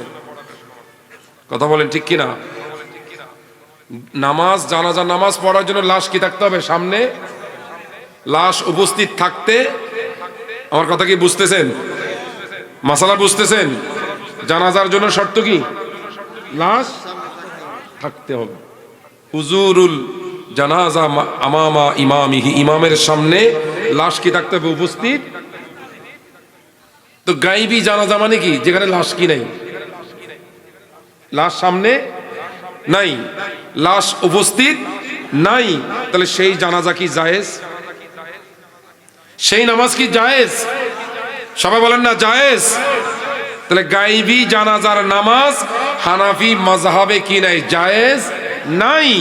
ওই জানাজার নামাজ অনেকেই রাজনৈতিক ফায়দা, রাজনৈতিক উদ্দেশ্যে পড়ে যাচ্ছেন, কিন্তু দুঃখের বিষয় হলো যেটা নাজায়েজ ওটা পড়া শুরু করলো, আর যেটা জায়েজ কাজ সেটা করে না। সেটা কি? জানাজার নামাজের পরে দোয়া করা। জানাজার নামাজের পরে কি করা? এটা জায়েজ, এটার বিরোধিতা করে। আর গায়বী জানাজা যেটা নাজায়েজ ওটা পড়া শুরু করছে। কথা কি বুঝতেছেন? জানাজার নামাজ পড়তে হলে লাশ কি থাকতে হবে? জোরে বলেন না। গায়বী জানাজার নামাজ জায়েজ। হাত তুলে বলেন, হাত তুলে বলেন। গায়বী জানাজার নামাজ কি নাই? পড়বেন কোন সময়? গায়বী জানাজা পড়বেন? বরঞ্চ যেখানে থাকেন মইয়তের জন্য কি করবেন? কি করবেন? দোয়া করবেন তো? দোয়া করবেন তো? আল্লাহ কবুল করুক। আরো জোরে বলেন। আমার বাবারা, বন্ধুরা, গায়বী জানাজা জায়েজ নাই। এখন আপনারা প্রশ্ন করতে পারেন, হুজুর আল্লাহর পেয়ারা রাসূল বাদশাহ নাজ্জাশী মারা গেলেন সিরিয়াতে, আমার রাসূল কেন মদিনাতে তার জানাজা পড়লেন? এটা তো হাদিসে আছে। হাদিসে বাদশাহ নাজ্জাশী মারা গেলেন সিরিয়ার জমিনে, রাসূল জানাজা পড়লেন মদিনাতে। আমার বাবারা, আপনারা প্রশ্ন করার আগে আমি জবাবে দিচ্ছি। হাদিস খুলে দেখেন, আল্লাহর রাসূল মদিনাতে ঘোষণা করলেন, হে আমার সাহাবীরা, বাদশাহ নাজ্জাশী মারা গেল, তোমরা তার জানাজা পড়ার জন্য কাতার বন্দী হয়ে যাও। আমার নবী সাহাবায়ে কেরামকে নিয়ে যখন নামাজ পড়লেন, হাদিসের ব্যাখ্যা আছে আল্লাহ রব্বুল আলামিন ওই বাদশাহ নাজ্জাশী থেকে আমার নবী পর্যন্ত সামনে যত রকমের পাহাড়, গাছ, লতা পাতা যা কিছু ছিল সব কিছু সরাই দিলেন। আমার নবী মদিনা থেকে দেখে দেখে নামাজ পড়িয়েছে। একটু জোরে বলুন না সুবহানাল্লাহ। আর একটু জোরে বলুন না সুবহানাল্লাহ। দ্বিতীয় নম্বর ব্যাখ্যা হলো, আল্লাহ রাসূল যখন জানাজার নামাজে দাঁড়াইলেন, আমার আল্লাহ, এটা আমার নবীর মুজিজা। আমার নবীর মুজিজার কারণে বাদশাহ নাজ্জাশীর লাশ আমার নবী যখন ইমামতি দাঁড়ায় গেলেন, বাদশাহ নাজ্জাশীর লাশ আমার আল্লাহ আমার নবীর সামনে হাজির করে দিলেন। আল্লাহু আকবার। তাহলে আমার রাসূল তো দেখে দেখে কি পড়িয়েছেন? কথা কন না। এটাকে দিয়ে, এই হাদিসকে দিয়ে আমাদের দেশের কিছু মানুষ আমাদেরকে বিভ্রান্ত করে, গায়বী জানাজা পড়া জায়েজ। আসলে বাবারা, গায়বী জানাজা পড়া জায়েজ নাই। আর যেটা জায়েজ সেটা হলো তার জানাজার নামাজের পরে মুনাজাত করা, যেটা আমার রাসূল নিজে করেছেন, সাহাবায়ে কেরামরা করেছেন, তাবেঈনরা করেছেন। যেমন হযরতে যায়েদ ইবনে হারেসা, জাফর ইবনে আবি তালেব, আব্দুল্লাহ ইবনে রাওয়াহা, এই তিনজনকে আমার রাসূল মুতার যুদ্ধে পাঠিয়েছেন। আল্লাহ রাসূল মদিনার জমিনে মিম্বরে বসে বসে বলতেছেন, যারা বলছো নবী গায়েব জানে না, নবীর কাছে অদৃশ্যের খবর নাই, এই হাদিসটা দেখলেই তো হয় রাসূলের দরবার এখনো মুতার যুদ্ধের খবর নিয়ে এখনো মদিনায় কেউ আসে নাই। আমার রাসূল মসজিদে নববীতে বসে বসে মুতার যুদ্ধের খবর দিচ্ছেন। আরো জোরে বলেন না, চিৎকার দিয়ে বলুন না সুবহানাল্লাহ। আল্লাহ রাসূল বলতেছেন, এখন আব্দুল্লাহ ইবনে রাওয়াহা শহীদ হয়ে গেলেন। এরপর বললেন যায়েদ ইবনে হারেসা শহীদ হলেন, জাফর ইবনে আবি তালেব শহীদ হলেন। তিনজনের শাহাদাতের খবর মদিনা থেকে দিচ্ছেন। মুতার যুদ্ধ চলতেছে জর্ডান বর্ডারের কাছে, শত শত মাইল দূরে। দেখতেছেন কোথায় থেকে? কোন জায়গা থেকে? কথা বলেন না কেন? রাসূলের দেখার ক্ষমতা নাই? হযরত ওমর ফারুক রাদিয়াল্লাহু তাআলা আনহু যদি মদিনার মসজিদে নববীর মিম্বর থেকে যদি নাহাওয়ান্দ, যেখানে হযরতে সারিয়া রাদিয়াল্লাহু তাআলা আনহু যুদ্ধ করতেছেন, উনি যদি এখান থেকে জুমার খুতবার সময় বলতে পারে, ইয়া সারিয়াতু আল জাবাল, হে সারিয়া তুমি পাহাড়ের দিকে তাকাও, তোমার পিছনে পাহাড়, ওই পাহাড়ের পিছন দিক থেকে শত্রুরা তোমাদের উপর হামলা করার জন্য আসতেছে, এটা মদিনার মসজিদে নববী থেকে ওমর ফারুক দেখতেছেন। আর একটু জোরে বলেন না সুবহানাল্লাহ। হুজুর গৌসে পাক যদি বলতে পারে, নাজারতু ইলা বিলাদিল্লাহি জামাআন, আমি আব্দুল কাদের জিলানী গোটা পৃথিবীতে নজর করে দেখলাম, কাখারদালাতিন আলা হুকমে ইত্তিসালি, আমি আব্দুল কাদেরের দৃষ্টিতে, আমি আব্দুল কাদেরের গৌসিয়তের নজরে আমার কাছে গোটা জগৎটা একটা শস্যের দানার মতো। আর একটু জোরে বলেন না সুবহানাল্লাহ। আল্লাহ রাসূল তো বলছে, ইন্নী আরা মা লা তারাউনা, আমি নবী যত দূর দেখি তোমরা তত দূর। আমরা সামনে তাকাইলে পিছনে, ডাইনে তাকাইলে বামে, উপরের দিকে নজর দিলে নিচের দিকে, কথা বলেন দেখি আমরা, আরো জোরে বলেন না দেখি।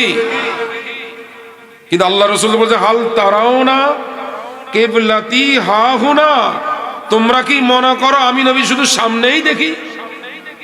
সাহাবায়ে কেরামকে বলতেছেন, হাল তারাউনা, তোমরা কি মনে করো কিবলাতি হা হুনা, আমি শুধু কিবলা ইমাম হয়ে দাঁড়াইলে শুধু সামনেই দেখি? না না, ফাওয়াল্লাহ মা ইয়াকফা আলাইয়া রুকুউকুম ওয়ালা সুজুদুকুম, আল্লাহর কসম আমি নবী যখন কিবলার দিকে ফিরে ইমাম হয়ে যখন নামাজে নিয়ত করি, শুধু আমি সামনে দেখি না, খোদার কসম আমার পিছনে কে কিভাবে রুকু করো, কে কোন খেয়ালে দাঁড়িয়ে আছো, কি ভাবতেছ, আমি নবী সেটাও দেখি।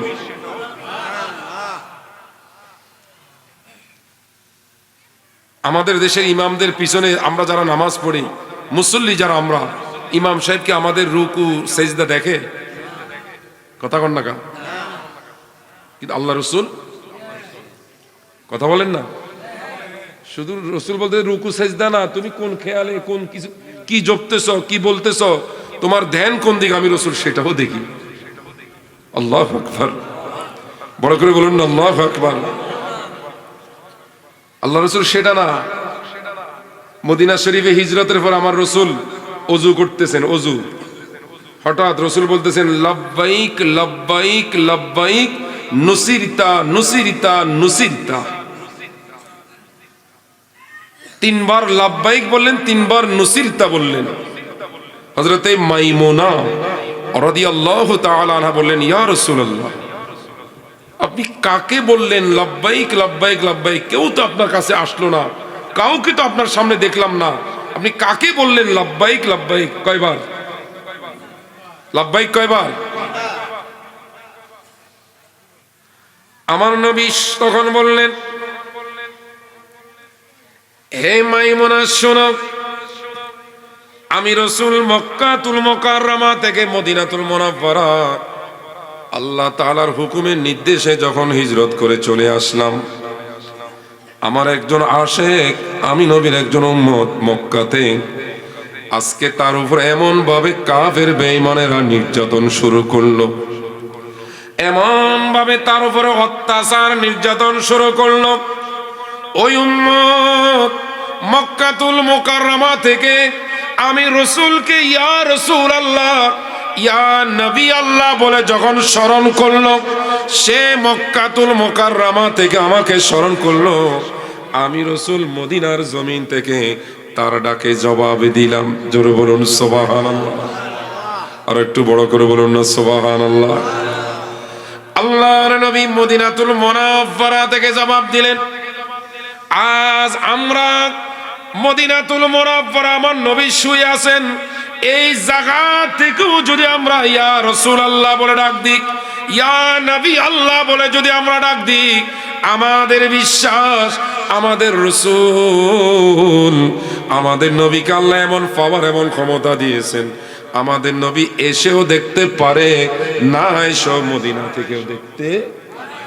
একটু হাত তুলে বলুন না বিশ্বাস আছে না নাই? আর একটু জোরে বলুন না আছে না নাই? চিৎকার দিয়ে বলুন আল্লাহু আকবার। আর একটু জোরে বলুন না আল্লাহু আকবার। আমার নবীর এমন পাওয়ার, এমন ক্ষমতা আল্লাহ রসুলকে দিলেন, মদিনাতুল মুনাওয়ারা থেকেও দেখারও ক্ষমতা আছে, মদিনা থেকে এখানে আসারও ক্ষমতা আছে।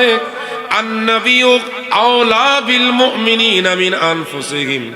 যদি ঈমানদার হয়ে থাকেন, মুমিন যদি হয়ে থাকেন, নবীকে দূরে মনে করবেন না। আল্লাহ বলেন আমার ঈমানদার বান্দা বান্দীদের জানের চেয়েও আমার নবী আরো বেশি কাছে। বড় করে বলুন না সুবহানাল্লাহ। আর একটু জোরে বলুন না সুবহানাল্লাহ। কেন আপনি নবীকে দূরে মনে করবেন?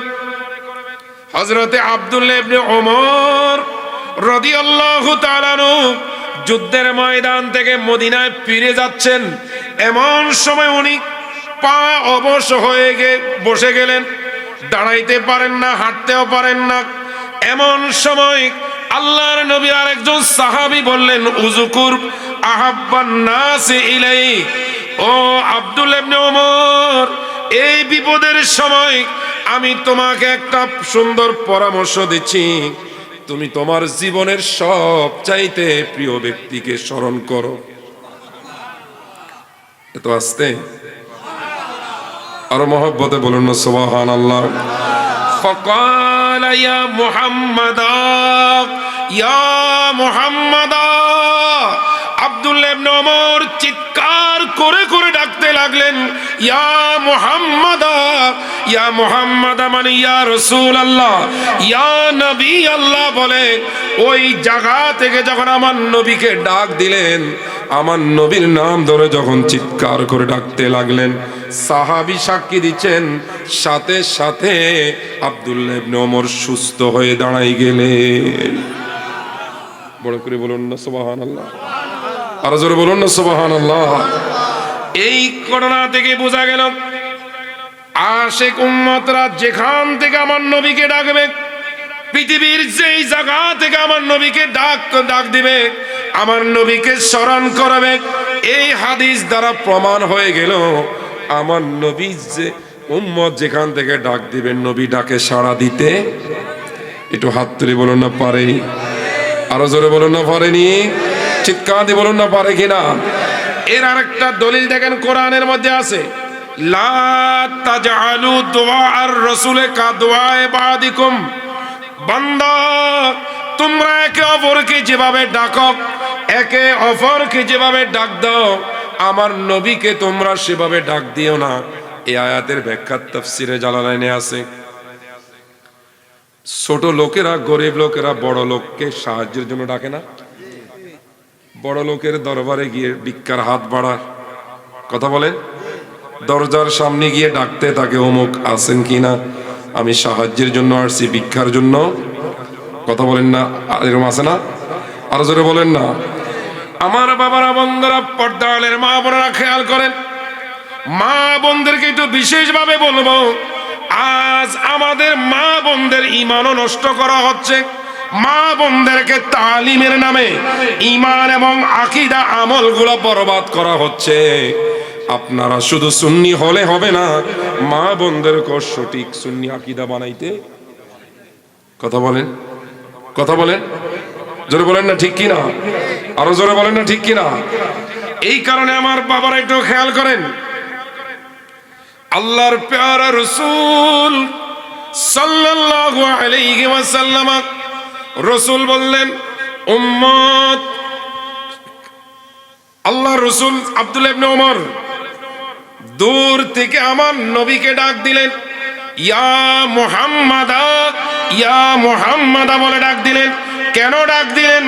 এই হাদিস থেকে প্রমাণ হয়, দূর থেকে কোন উম্মত আমার নবীকে মহব্বতে, আশিকানা মহব্বতানা যদি ডাক দেয়, আল্লাহর হাবিব ওই উম্মতের ডাকে সাড়া দেয়। তাফসীরে জালালাইনের মধ্যে আছে, তোমরা একে অপরকে যেভাবে ডাকো ওইভাবে ডাকিও না। যেমন একটা ব্যাখ্যা দেওয়া হলো, ছোট লোকেরা বড় লোকের কাছে গিয়ে, গরিব লোকেরা ধন সম্পদওয়ালা লোকের কাছে গিয়ে সাহায্য দেওয়ার জন্য, সাহায্য প্রার্থনা করার জন্য বড় লোককে ডাকে। ওই বড় লোক তার ডাকে সাড়া দিতেও পারে, নাও, তাকে সাহায্য করতেও পারে, নাও করতে পারে।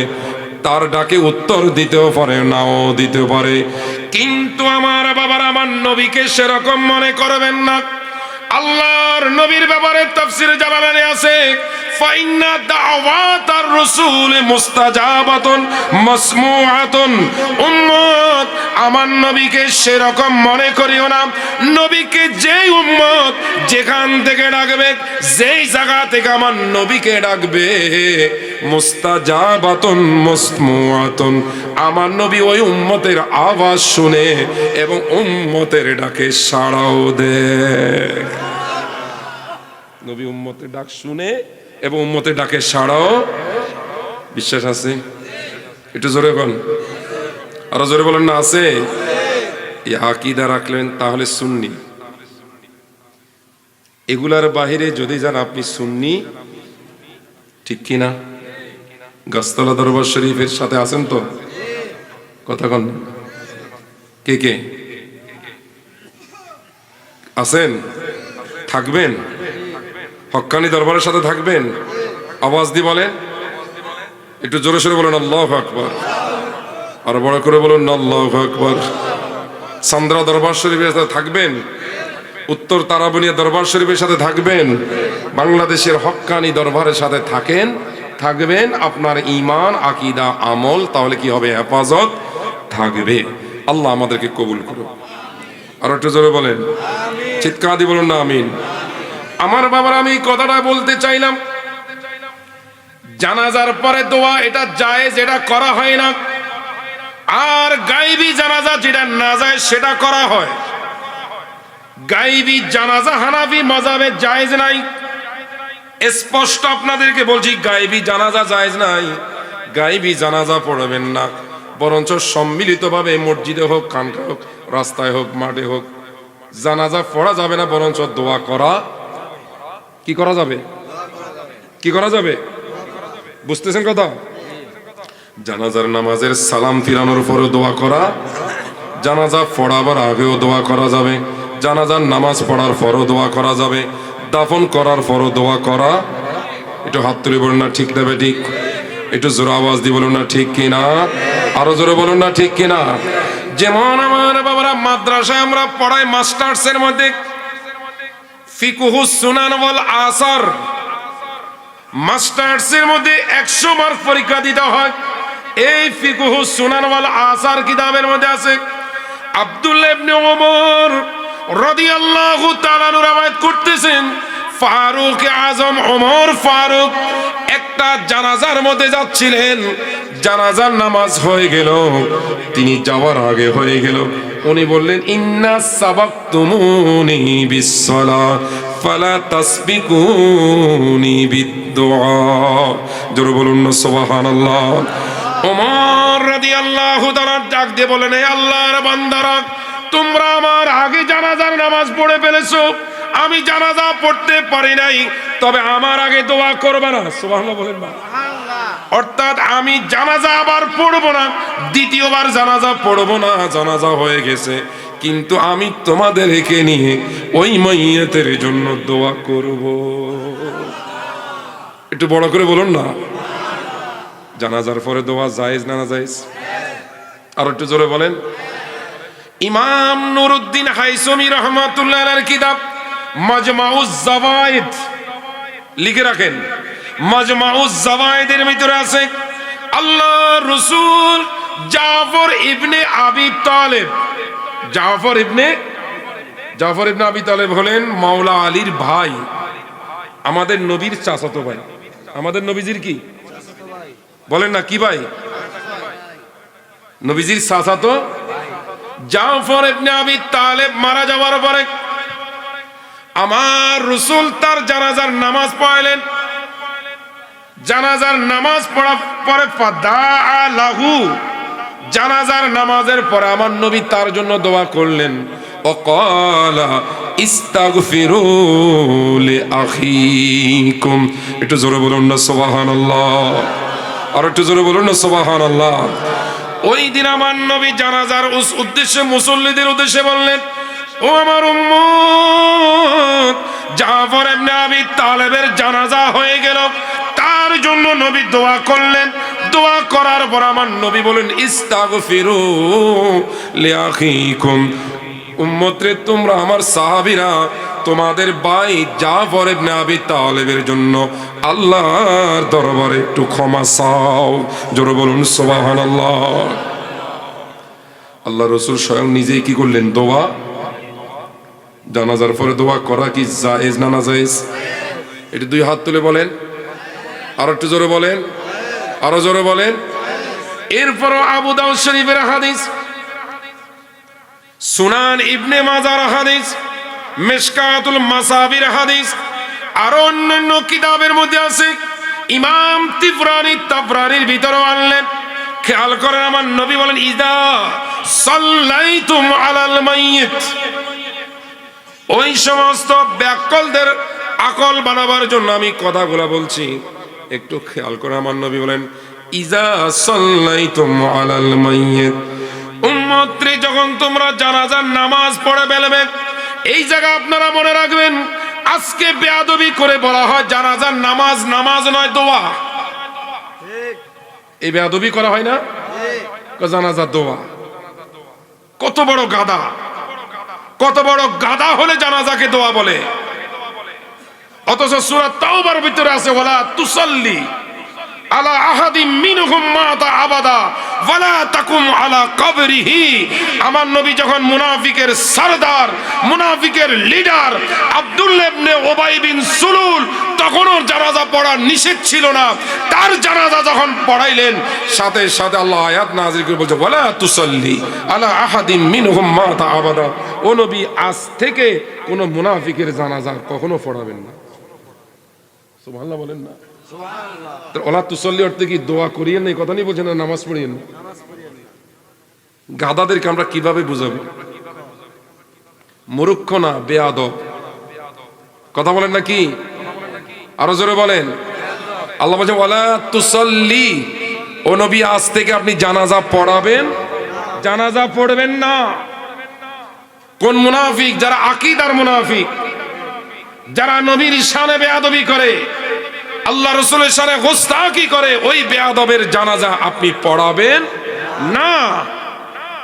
তো জানাজা পড়াইতে নিষেধ করছেন, নামাজ পড়াইতে নিষেধ করলেন, আর তোমরা জানাজার নামাজকে বলতেছো নামাজ না, এটা দোয়া। জানাজায় তো দোয়া হয়ে গেল, আবার দোয়ার কি প্রয়োজন? আমি আপনাদের বাবাদের কাছে হাত জোড় করে বলতেছি, বুঝে নিলাম, কিছুক্ষণের জন্য মেনে নিলাম জানাজার দোয়া, তো দোয়ার পরে দোয়া করা কি নিষেধ? একটু জোরে বলেন। আপনারা কথা বলবেন না? জানাজার পরে জানাজা মনে করেন দোয়া, মনে করেন বলছি, আমি মেনে নিই নাই। জানাজা মনে করেন দোয়া, তো দোয়ার পরে দোয়া করা কি নিষেধ? বলেন না, বলেন না। খাওয়ার পরে খাওয়া কি নিষেধ? খাওয়ার পরে খাওয়া খাওয়া নিষেধ? জোরে বলেন। দোয়ার পরে দোয়া করা যায়, কারণ রাসূল বলেছেন লিইউকাসসিরু মিনাদ দুআ, উম্মত তোমাদের বেশি বেশি দোয়া করা উচিত। আল্লাহর কাছে বেশি বেশি দোয়া করা কি উচিত? তো মানুষ যখন দোয়ার হালতে থাকে, দোয়া অবস্থা থাকে, আল্লাহ তাদেরকে গজব দেয় না, লানত দেয় না, বরঞ্চ রহমত নাজিল করে। সুনান আরবা, সুনান আরবা মানে তিরমিজি, আবু দাউদ, নাসাই, ইবনে মাজাহ, এই চারটা কিতাবের ভিতরে আছে। 86টার 4টা কিতাব, এই চারো কিতাবে আছে ইন্নাল্লাহা হাইয়ুন কারীম ইয়াস্তাহি। নবী বলছে আমার আল্লাহ এত বেশি লজ্জাশীল, এত বেশি আল্লাহ লজ্জাবোধ করে যে আমার উম্মত যখন দুই হাত তুলে আল্লাহর কাছে দোয়া প্রার্থনা করে, আমার উম্মতের হাতটাকে খালি ফিরেই দিতে আল্লাহ লজ্জাবোধ করে। জোরে বলেন না সুবহানাল্লাহ। তো ইজা সাল্লাইতুম আলাল মাইয়িত, আল্লাহ রাসূল বলেন তোমরা যখন জানাজা নামাজ পড়বে, ফাআখলিসু লাহুদ দুআ, তোমরা জানাজা শেষ ওই মাইয়িতের জন্য একটু খাস করে একটু দোয়া করো। বড় করে বলুন না সুবহানাল্লাহ। আচ্ছা, মৃত ব্যক্তিকে আপনার কাছে মৃত্যুর পরে কি জায়গা জমি চায়? গাড়ি বাড়ি, টাকা, ডলার, রিয়াল কি চায়? কি চায়? কথা বলেন না কেন? একটু দোয়া। এই দোয়াটা কত বড় নিয়ামত। ইমাম বুখারীর একটা কিতাব আছে আল আদাবুল মুফরাদ, খেয়াল করেন। আল আদাবুল মুফরাদের মধ্যে হাদিসটা আছে, কোন আল্লাহর বান্দা যদি পানিতে ডুবে যা, কিসে কথা বল না, ডুবন্ত ব্যক্তির অবস্থা আর কবরের ব্যক্তির অবস্থা একরকম। আল্লাহ রাসূল হাদিসে বলতেছেন, একজন মানুষ যদি সাঁতার না জানে, সে যদি নদীর পানিতে পড়ে যা, পুকুরের পানিতে পড়ে যা, সাগরে যদি পড়ে যা, তার কি অবস্থা যেরকম, ঠিক কবরের ব্যক্তির অবস্থা সেরকম। ওই ডুবন্ত ব্যক্তি কুলের দিকে তাকায়, তার কোনো ভাই, তার কোনো বাবা, কোনো বন্ধু, কোনো আপনজন তাকে পানির ডুবা থেকে বাঁচায় কিনা, সে সাহায্যের জন্য তাকিয়ে থাকে, ঠিক কিনা? জোরে বলেন না। আল্লাহ রাসূল বলতেছেন, কবরবাসীও কবর থেকে এভাবে দুনিয়ার দিকে হাহাকার হয়ে তাকিয়ে থাকে। কেউ তাকে দোয়া করে কিনা, কেউ তার জন্য দোয়া করে কিনা, এভাবে কবর থেকে হাহাকার হয়ে তাকিয়ে থাকে। যেই মাত্র তার কোনো ভাই বোন, মা বাবা, আত্মীয় স্বজন, বন্ধু বান্ধব যখন তার জন্য দোয়ার হাদিয়া ইসালে সোয়াব করে, দোয়ার হাদিয়া যখন প্রেরণ করে, ফেরেশতা যখন তার কাছে হাদিয়াটা নিয়ে যায়, কবরে যখন তার কবরে যখন পৌঁছিয়ে দেয়, খোদার কসম রাসূল বলতেছেন, ওই মৃত ব্যক্তি এই দোয়ার হাদিয়াটা পাওয়ার পরে এত খুশি হয়, এত আনন্দিত হয়, রাসূল বলছেন, মিনাদ দুনিয়া ওয়া মা ফিহা, গোটা পৃথিবী নয়, পৃথিবীর সমস্ত নিয়ামত তাকে দিলে যত খুশি হবে, একটু দোয়ার হাদিয়া পাইলে আরো বেশি খুশি হবে। কিসের হাদিয়া? তো মৃত ব্যক্তি আমাদের কাছে কি চায়? জোরে বলেন না। তো দোয়া করতে কি কৃপণতা করবেন? বকিলি করবেন? করবেন না। নিজের মন নাসেরে করিয়েন না, কিন্তু কাউকে করতে নিষেধ, ঠিক আছে? আপনার মন নাসেরে আপনি করিয়েন না, আপনি বাধা দেওয়ার তো কোনো যুক্তিকতা না। বুঝতেছেন? একটু দৃশ্য বলেন, আল্লাহুম্মা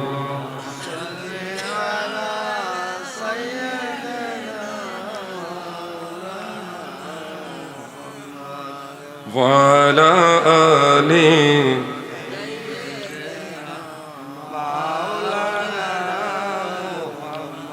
আর একটু জোরে, আল্লাহুম্মা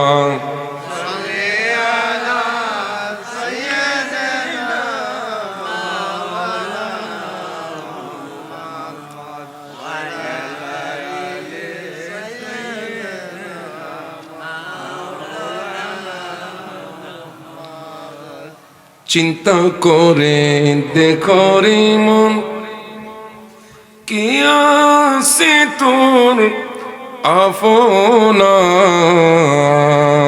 মরণ কালে যাবি রে তুই, সঙ্গে কে হই যাবে না।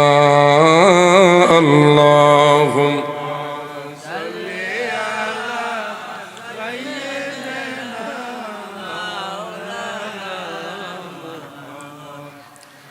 ওয়ালা আলি সাইয়্যিদ। আমার বাবারা, কথা বলে যাবেন না। আমি যে আয়াতে করিমা পড়েছিলাম, কি মনে আছে? 1 নম্বরে, আল্লাহ, আমরা জাহান্নামী হওয়ার পিছনে অপরাধ কি? আমরা নামাজি ছিলাম, কি ছিলাম না? কি ছিলাম না? তাহলে আমরা কি নামাজি থাকতে চাই, হতে চাই? জোরে বলেন। 2 নম্বর, আল্লাহ, আমরা মিসকিনকে খানা খাওয়াই নাই, ফকির মিসকিনকে খাবার দিই নাই, মানুষকে জিয়াফত মেহমানদারি করি নাই। তাহলে আমরা এখান থেকেও আসতে হবে, বেরিয়ে আসতে হবে। আমরা আমাদের সাধ্য মতো, আমাদের সামর্থ্য মতো আমরা মেহমানদারি করব, জিয়াফত। 2 হাত তুলে বলেন না, ঠিক কিনা? মেহমানদারি করবেন, জিয়াফত খাওয়াবেন তো, গরিব মিসকিনকে খাওয়াবেন তো। এগুলাতে সওয়াব, রহমত, বরকত আছে না নাই? জোরে সোরে বলেন না, আছে না নাই? 3 নম্বর অপরাধ কি ছিল? অকুন্না নাখুদু মাআল খাইদিন। আল্লাহ, আমরা তামাশাকারীদের সাথে আমরাও তামাশা করছি, নাচানাচিদের সাথে আমরাও নাচানাচি করছি। এরকম আছে না? কথা বল না। মদ পানকারীদের সাথে মদ পান করে, জেনাকারীদের সাথে জেনা করে, সকলখুরদের সাথে সকলখুরি করে, মৃত্যুকের সাথে চলতে চলতে মিথ্যা কথা বলে। এরকম আসেনি? জোরে বলেন না, আছে কি না? আমরা এই অপরাধগুলা করছি। আল্লাহ আমাদের এগুলা থেকে হেফাজত করুন। বড় করে বলেন না, আমিন। আমার সর্বশেষ একটি মাসালা আলোচনা করে আমি সমাপ্ত করব, সেটি হচ্ছে, খুব খেয়াল করেন, শেষ মাসালা বিষয়টি হচ্ছে, আচ্ছা আপনারা কি কবর জিয়ারত করেন কি করেন না? বড় করে বলেন, হাত তুলে বলেন না করেন? বাবা মায়ের কবর জিয়ারত করা জায়েজ? ওস্তাদের কবর জিয়ারত করা, ওলি আল্লাহদের মাজার জিয়ারত করা, পীর মাশায়েখের মাজার জিয়ারত করা, এগুলাতে কি গেলে কি লাভ না লস? জোরে বলেন, উপকার না অপকার? আরো জোরে বলেন।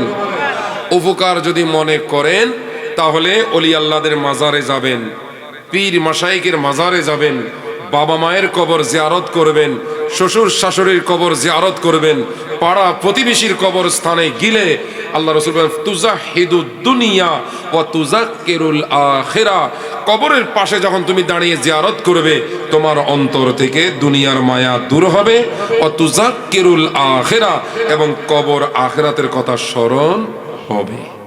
ঠিক কি না? জোরে বলেন। 2 নম্বর হলো জানতে চাই, কবর জিয়ারতে যখন দাঁড়ান তখন কি কোরআন শরীফ কি পড়েন? কোরআন শরীফ বলতে 30 পারা কোরআন তো আপনি মুখস্থ নাই। সূরা ফাতিহা, সূরা ইখলাস, সূরা তাকাসুর, সূরা ফালাক, সূরা নাস, আয়াতুল কুরসি, সূরা বাকারা শুরু, সূরা বাকারা শেষ, বা অন্যান্য সূরা যার যতটুকু মুখস্থ বা জানা, কেউ মুখস্থ পড়ে কেউ দেখি পড়ে, এই পড়াটা কি জায়েজ না না জায়েজ? আপনারা কি মনে করে? কারা কারা বলেন না? আরে বাবারা, এই মাসালাগুলো আমরা কেন বলছি? বাংলাদেশে এমন দাজ্জাল বের হইছে যে দাজ্জাল বলতেছে কবরস্থানে কোরআন শরীফ পড়া যাবে না। কেন?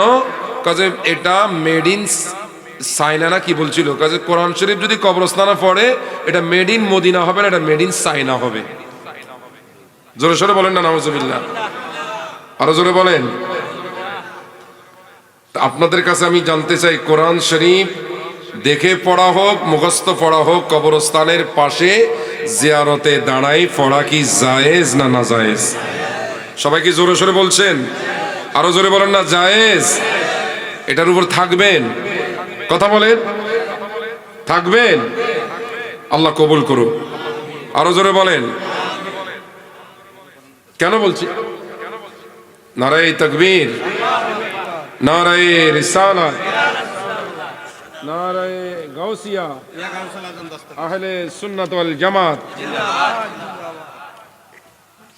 আসসালামু আলাইকুম ভাই। আচ্ছা আচ্ছা, মাশাআল্লাহ। ঢাকা থেকে আমাদের আপনাদের সুপরিচিত ঢাকা বাইতুর রেওয়াজ জামে মসজিদের সম্মানিত খতিব মুফতি মাওলানা মুক্তার রেজা মাসুমি মাদ্দাজিল্লাহুল আলী মঞ্চে তশরিফ এনেছেন। আমরা সকলে বলি মারহাবা। আর একটু জোরে বলেন। আর কত জোরে বলাবো আপনাদেরকে নিয়ে, রাতে 2টা বাজে। এই বছর মনে হয় আমার এই বছরের কথা বলছি, ব্যক্তিগতভাবে এত রাত্রে ওয়াজ নসিহত করার অভ্যাস আমার ব্যক্তিগতভাবে নাই। হয়তো এটা ঐতিহ্যগতভাবে প্রতি বছর এভাবে হয়ে আসছে, বিদায় হচ্ছে। কারণ এই গভীর রাত্রে এত সারা রাত ব্যাপী মাহফিলে বক্তার কাছে না লাগবে শান্তি, শ্রোতার কাছে কি লাগবে সেটা শ্রোতারাই বলতে পারবে। ঠান্ডা তো আজকে কম আছে তুলনামূলক। হুজুরকে আমরা মোবারকবাদ জানাচ্ছি, ওনার বয়ান আপনারা শুনতে পারবেন, মনোযোগ সহকারে শুনবেন। আমি শেষ ফিনিশিং করে দিচ্ছি, সেটা সেই কথাটা হচ্ছে যে কবর জিয়ারতের দাঁড়িয়ে কোরআন শরীফ পড়া যাবে না, পড়লে মেড ইন চায়না হবে। নাউজুবিল্লাহ বলেন। কোরআন শরীফ কি মেড ইন চায়না? বলেন না, এটা কি মেড ইন চায়না? যেখানে আল্লাহ রাসূলের হাদিসে মা ইজতামা কওমুন ফি বাইতিন মিন বুয়ুতিল্লাহ, আল্লাহর জমিনের কোন ঘরে মানুষ যখন একত্রিত হয়, ইয়াতলুনা কিতাবাল্লাহ ওয়া ইয়াতাদারাসুনাহু বাইনাহুম, মানুষ যখন কোন জায়গায় একত্রিত হয়ে যদি কোরআন তেলাওয়াত করে, পরস্পর কোরআন শরীফের আলোচনা করে, তখন আল্লাহ রাসূল বলতেছেন ওই জায়গাটাকে আল্লাহর রহমতের ফেরেশতারা ঘিরে ফেলে। রহমত নাজিল হয়, বরকত নাজিল হয়। ইমাম নববী রহমত, এটা মুসলিম শরীফের হাদিস, ইমাম নববী রহমতুল্লাহ শারহে মুসলিমের মধ্যে এনেছেন। জায়গা বলতে এটা নির্দিষ্ট কোনো ঘর, মসজিদ নয়। উনি বলছেন যে এটা মসজিদও হতে পারে, ওয়া গায়রাহা মাসাজিদ হতে পারে, মসজিদ ছাড়াও হতে পারে। খোদার জমিনের যে কোনো জায়গা মানুষ যখন একত্রিত হয়ে কোরআন তেলাওয়াত করবে, কোরআন পড়বে, এতে আল্লাহর পক্ষ থেকে রহমত এবং বরকত নাজিল হবে। তো কবরস্থানে কেন পড়া যাবে না? কেন যাবে না? কবরস্থানে তো আল্লাহ রাসূল কাঁচা খেজুরের ডাল দিলেন কবর আযাব মাফ হওয়ার জন্য। ইমাম বদরুদ্দিন আইনি রহমতুল্লাহ আলাইহি, ইবনে হাজার আসকালানি রহমতুল্লাহ আলাইহি, মোল্লা আলী কারি রহমতুল্লাহ আলাইহি, ইমাম জালালউদ্দিন সুয়ুতি রহমতুল্লাহ আলাইহি সহ সমস্ত হাদিসের শারহিনরা, ব্যাখ্যাকারীরা লিখেছেন ফাতিলাওয়াতুল কুরআনে আওলা। যদি খেজুর গাছের ঢালের দ্বারা মইয়তের কবর আযাব মাফ হয়, জিকিরের দ্বারা, তাসবির দ্বারা মইয়তের মৃত ব্যক্তির কবর আযাব যদি কমে যায়, তো ফাতিলাওয়াতুল কুরআনে আওলা। সেই জায়গা যদি মানুষ কোরআন তেলাওয়াত যদি করে, কোরআন যদি পড়ে, তাহলে সেটা আরো বেশি উত্তম হবে। আরো বেশি কি হবে? আমার কথা কি বুঝতেছেন? এত রাত্রে আপনাদেরকে আমি কেমনে কেমনে সময় কাটাইছি আল্লাহ ভালো জানে। আপনারাও কেমনে কেমনে আমার সামনে জবাব দিছেন, সেটারও আপনারা আল্লাহ ভালো জানে। এটা আমি ব্যক্তিগতভাবে আমার অভ্যাস নেই। মাহফিলও এত এখন আর আগের মতো, অনেক কষ্ট করে অনেক জায়গায় মাহফিলে গেছি, চলছি রাতকে রাত। এখন আর সে এনার্জিও নাই, ভালো লাগে না। কারণ আজকে আসে আরো মনটা খারাপ হলো, কিছু বক্তাদের কথা শুনি যারা আমাদের অনেক জুনিয়র, আমাদের ছাত্র অনেক আছে, এরাও কন্ট্যাক্ট করে, অ্যাডভান্স করে। কন্ট্যাক্ট ছাড়া যাবে না, অ্যাডভান্স ছাড়া যাবে না। তারপরে কি ওয়াজের পরিবেশ বলতে কিছুই নাই। এই কারণে ব্যক্তিগতভাবে ওয়াজ থেকে মন উঠে যাচ্ছে, পাশাপাশি দায়িত্ব বেড়ে গেছে অনেক আগের থেকে। দায়িত্বের কারণে এখন আর কি পারি না, মন চায় না। নোংরামি ওয়াজের মাঠ, এই নোংরামি থেকে যতদিন পর্যন্ত মানুষ, শ্রোতারও পরিবর্তন দরকার, বক্তাদেরও কি। আমি এক্ষেত্রে বক্তাদের চাইতে শ্রোতাদের রুচিকে বেশি একটু ঘৃণা করি। শ্রোতাদের রুচি এত নোংরা, এই নোংরামি থেকে শ্রোতারা যতদিন পরিবর্তন না হবে, বক্তা পরিবর্তন কেমন হবে? শ্রোতা আগে পরিবর্তন দরকার। উনি কি উড়িয়ে এসে জুড়িয়ে এসে আপনার কাছে ওয়াজ করবে? নিজ থেকে আসিকে ওয়াজ করে, আপনি তো আনছেন কি ভাই? আপনি তো আনছেন, তা আপনার তো রুচি হওয়া দরকার যে উনি কোন মাপের, ওনার কাছে কি আছে, ওনার কাছ থেকে আমি কি পাবো, সেই জিনিসটা তো আপনাকে চিন্তা করতে হবে। আপনি তো আনতেছেন। এই চিন্তা না করে আমরা গোটা বাংলাদেশের ওয়াজের মাঠটাকে কি করে দিচ্ছি? নষ্ট, ধ্বংস। আল্লাহ এগুলা থেকে জাতিকে হেফাজত করুন। বড় করে বলুন না আমিন। আমাদের জন্য দোয়া করবেন, আপনাদের জন্য আমরা দোয়া করি। আল্লাহ বাংলাদেশের সুন্নি মুসলমানদের জান, মাল, ইমান, আকীদা আল্লাহ হেফাজত করুক। সবাই বলুন না আমিন। এই দেশ পীর মাশায়েখের দেশ, ওলি আল্লাহর দেশ, হক্কানি আলেম ওলামার দেশ। যে দেশের মাটি থেকে ওলি আল্লাহর শ্রদ্ধা মহব্বত আছে, সেই জমিনে ওলি আল্লাহর দুশ্মনী থেকে, হক্কানি পীর মাশায়েখের দুশ্মনী থেকে আল্লাহ দেশকে হেফাজত করুক। বড় করে বলুন না আমিন। আর শেষ কথা হলো, আমিন আমিন বলে শেষ নয়, আমরা যদি নিজের উদ্যোগে নিজ থেকে পরিবর্তন না হব, আল্লাহ আমাদেরকে পরিবর্তন করবে না। আপনি বসে বসে বলতেছেন ওলি আল্লাহর আমি দুশ্মনী করব না, করতেছেন না, ভালো কথা। যারা করতেছে প্রতিরোধ কেন করবেন না? প্রতিরোধ করার ক্ষমতা থাকলে প্রতিরোধ করেন, প্রতিরোধের ক্ষমতা না থাকলে প্রতিবাদ করেন। প্রতিবাদও যদি করতে না পারেন, তাহলে ঘৃণা করেন। কি করবেন? ঠিক আছে? কথা বলেন, ঠিক আছে? এই কথাগুলো এলোমেলো বিভিন্ন মাসলা মাসাল আমি আলোচনা করেছি, আপনারা কষ্ট পেলে ক্ষমার দৃষ্টিতে দেখবেন। আল্লাহ এই আজিম উশান নুরানি মাহফিলকে আমাদের নাজাতের উসিলা করুক। যারা বলুন না আমিন।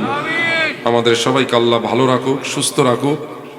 সামনের যে নির্বাচন, আল্লাহ এই নির্বাচন যেন সুন্দরভাবে পরিচালিত হয়, দেশের জান মাল যাতে ক্ষুণ্ণ না হয়, ক্ষতিগ্রস্ত না হয়, আমরা আর কারোর মায়ের বুক খালি হোক। বাংলাদেশের জনগণকে, বাংলাদেশের সম্পদকে আল্লাহ যেন কুদরতিভাবে হেফাজত করে। একটু জোরে বলুন না আমিন। ওয়া আখিরু দাওয়ানা আনিল হামদুলিল্লাহি রাব্বিল আলামিন। আসসালামু আলাইকুম ওয়া রাহমাতুল্লাহি ওয়া বারাকাতুহু।